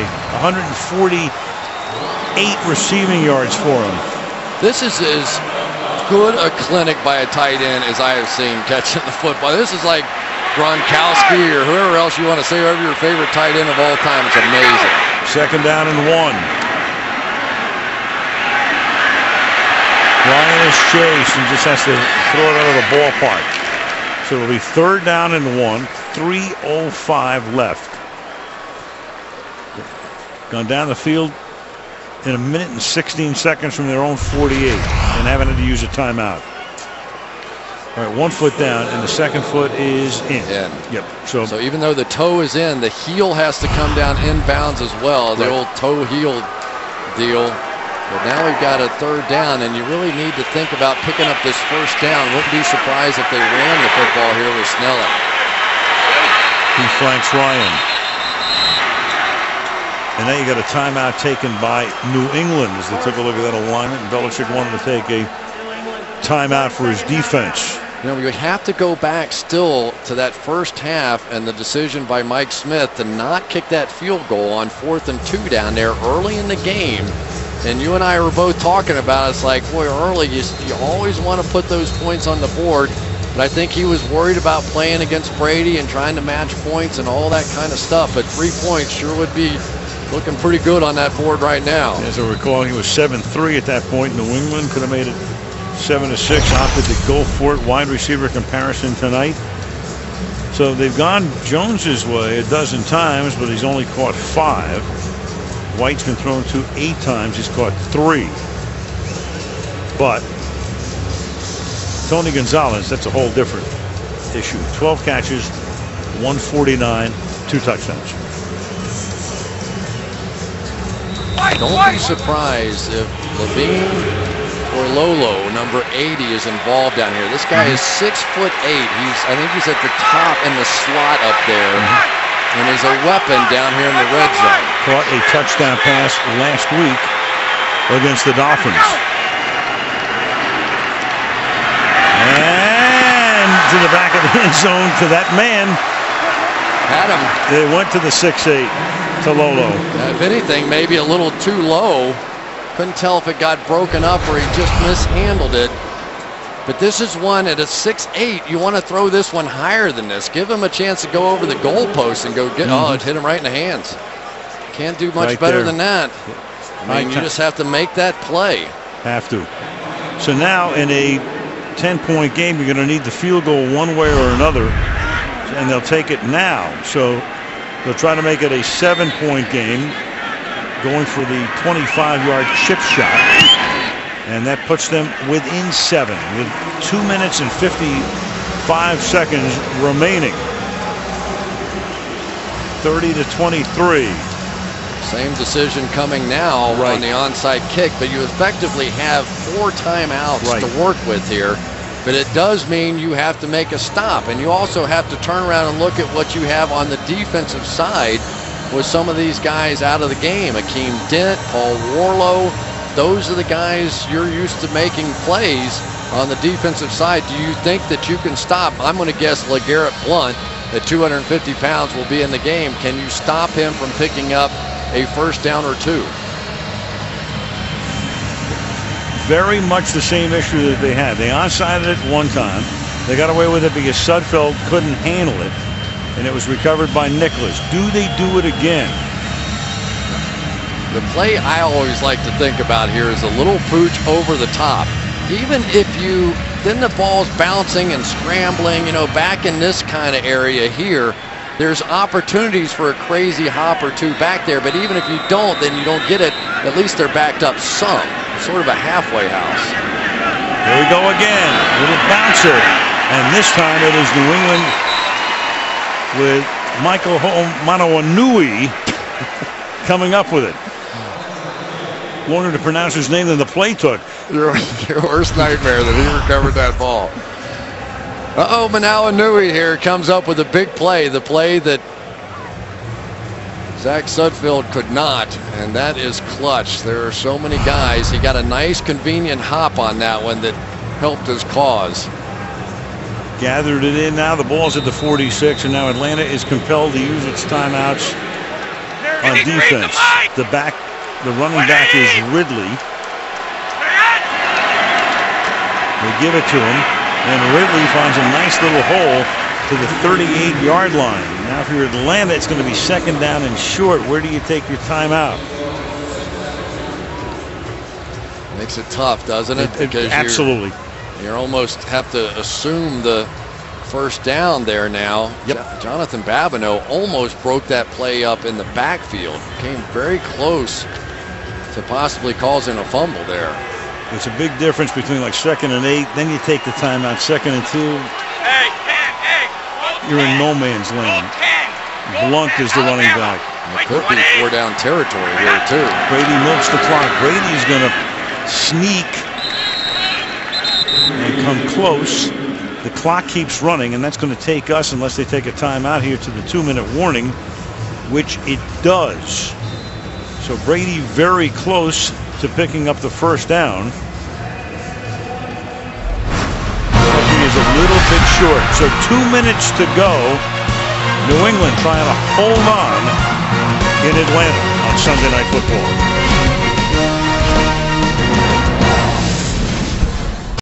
Next week to Candlestick Park we go. The final season for Candlestick Park. Colin Kaepernick and the 49ers against the Houston Texans on Sunday Night Football, commencing at 7 o'clock Eastern Time. Wendy's postgame report. Michelle with the star or stars of the game. Bob, Tony, and Mike breaking it down, looking at league news. And Chris and I will take a look ahead to next week's matchup in the Bay Area.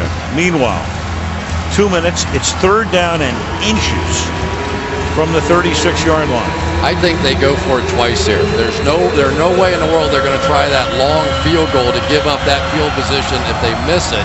I don't think they're going to punt it from the 37-yard line. My guess is you're going to get Tom Brady twice with a quarterback sneak. Well, he is so proficient at it, so efficient at it.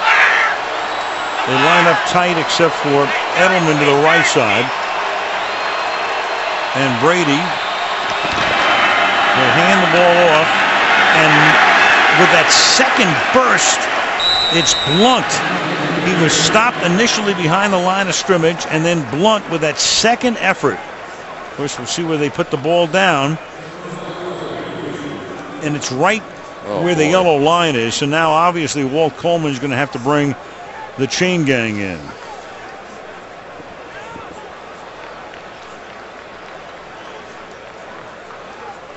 Still talking to the guys upstairs, the assistant coaches. Where are we here? Blunt stopped there. And then that thrust forward, he had William Moore stopping him behind the line of scrimmage. I almost think. Look at this. Look at this. You know what's interesting about that is when you watched it in real time, the ball landed essentially either on or across that yellow line. Now there's nothing official about that, but sometimes you can take a look. Well, you know, the thing with Belichick now is there's no challenges in the last 2 minutes. So it would have to be stopped from upstairs. See, I think that ball landed on that yellow line. Well, Coleman is now saying an Atlanta timeout, because otherwise they would wind the clock after a running play. That has to stop it. Now they want Coleman to come over and look at this. Remember, it has to come from upstairs. They have to say this is worth another look. And you wonder if that timeout's going to give them that opportunity. The previous play will be reviewed. There you go. So they're reviewing it upstairs, but Coleman's now going to come over and look at this. That's the only way you can stop it here, with no coaches' challenges in the last 2 minutes. Again, there's nothing official about that yellow line that we saw, but let's see where this ball, it looks like it is across that next yard marker, and that would be a first down right there. Now he does shuffle it forward. It's the 36-yard line. He's either right on it or just behind it. Now, obviously, he's down when the forearm hits there, and he does shove it ahead. But again, the ball at that point was on the yellow line as we see it. There's nothing official about that yellow line. It's going to come down to, can the official find a marking on the field that can help him mark this football? Let's see. Is there anything around there that can help him other than that yellow line? I think he has the first down. It's going to be a matter if the official can find something to help him spot that ball and move it. Yep.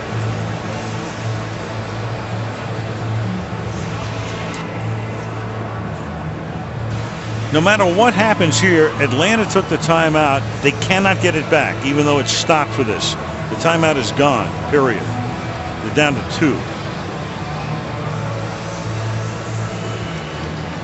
And then if it is not a first down, now Belichick has to make the decision. Do you take a chance on the field position?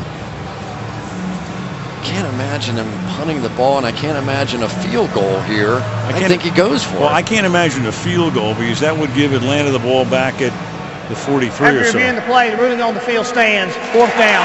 Yeah, he can't see enough. It stands and not confirmed. You know, the word stands and not confirmed.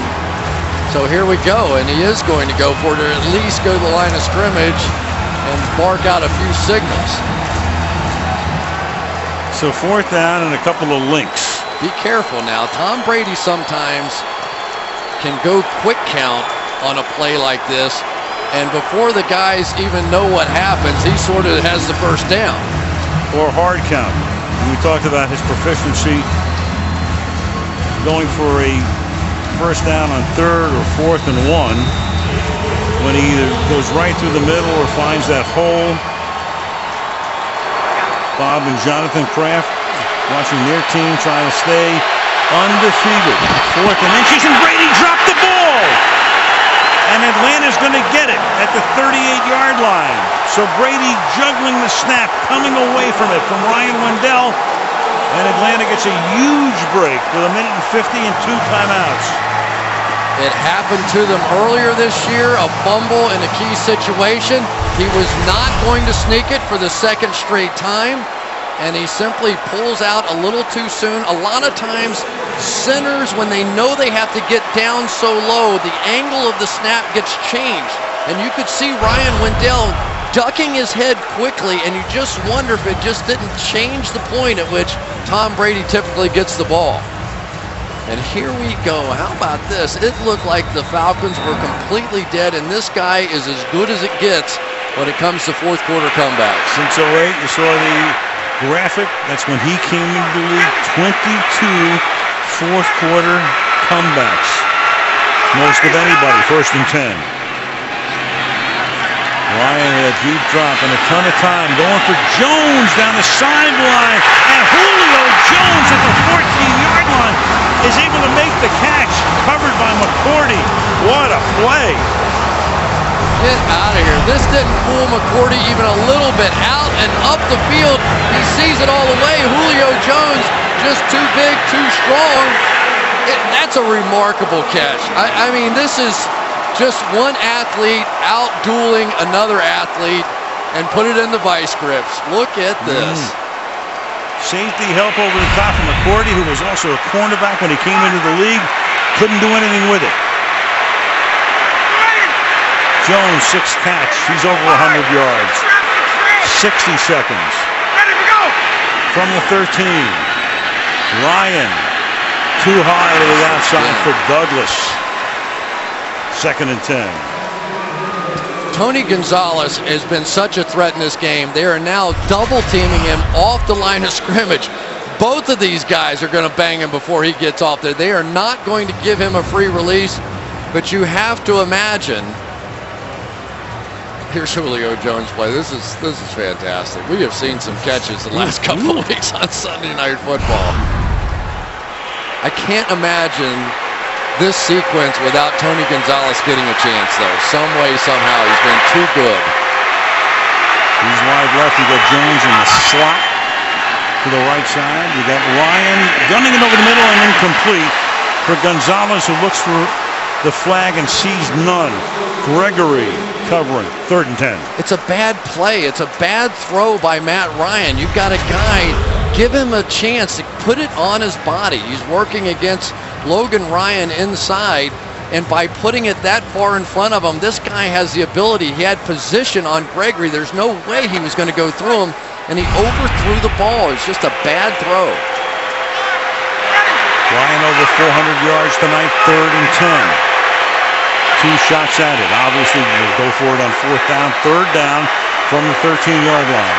Double jam again on Gonzalez. 3-man rush. Underneath. Caught at the 11-yard line. Rogers, and he will be stopped just inside the 10. So it will come down to converting on 4th down. They take a timeout here. They have 1 left, and it comes down to a 4th and 7. Does it every game with the Falcons seem like it comes down to this? The playoffs last year, the Saints earlier this year. Meanwhile, Dennard is down for the Patriots, and there he is. That's a key, very key loss, especially before the biggest play of the game. Gonzalez was mauled on that play. There was no way they were going to let him. It's like a gunner on a punt team right now. What they're doing. Look at that. I've only seen that done on Calvin Johnson on the goal line. That's the only 2 in the history of the NFL. The only 2 times I've ever seen it. They're going to double team him again. They're just going to hammer him. They are not letting Tony Gonzalez off the ball. Top of the screen. Jones wide left, bottom of the screen. 4th and 7. And the pass for White is batted away. Aqib Talib. What a night for him. So Talib, who starts on Jones and does a great job on him, and then they switch the defense, and there's a smile on the face of Belichick as they escape a bullet here.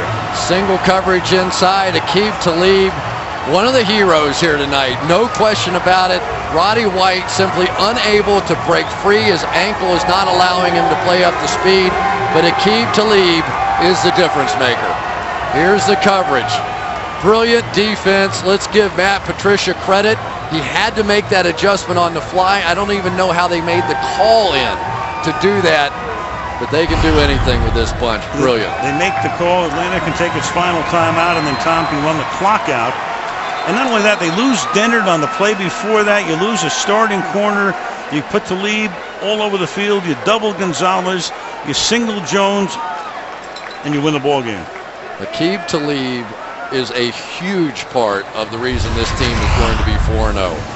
Absolutely a huge part. There is no way this team can get away with some of the defenses they've been getting away with without that guy right there being able to take away the other team's best receiver. In the clutch, delivers again. That was the checkmate smile from Belichick. Yeah, one from Talib as well. Game over. Patriots in their first real big test of the season come in. We just cannot say enough about what Bill Belichick does to take away your best player. It started off being Julio Jones. As the game progressed, it became Tony Gonzalez. They made the switch and won the game because of their defensive strategy. And an offense with a whole bunch of guys with "Hello, my name is" tag on the shirt. Winning it. Brady and the Pats go home undefeated, go to Cincinnati next week. Again, the final play was right there. Coming up next, the Wendy's post-game report from Atlanta.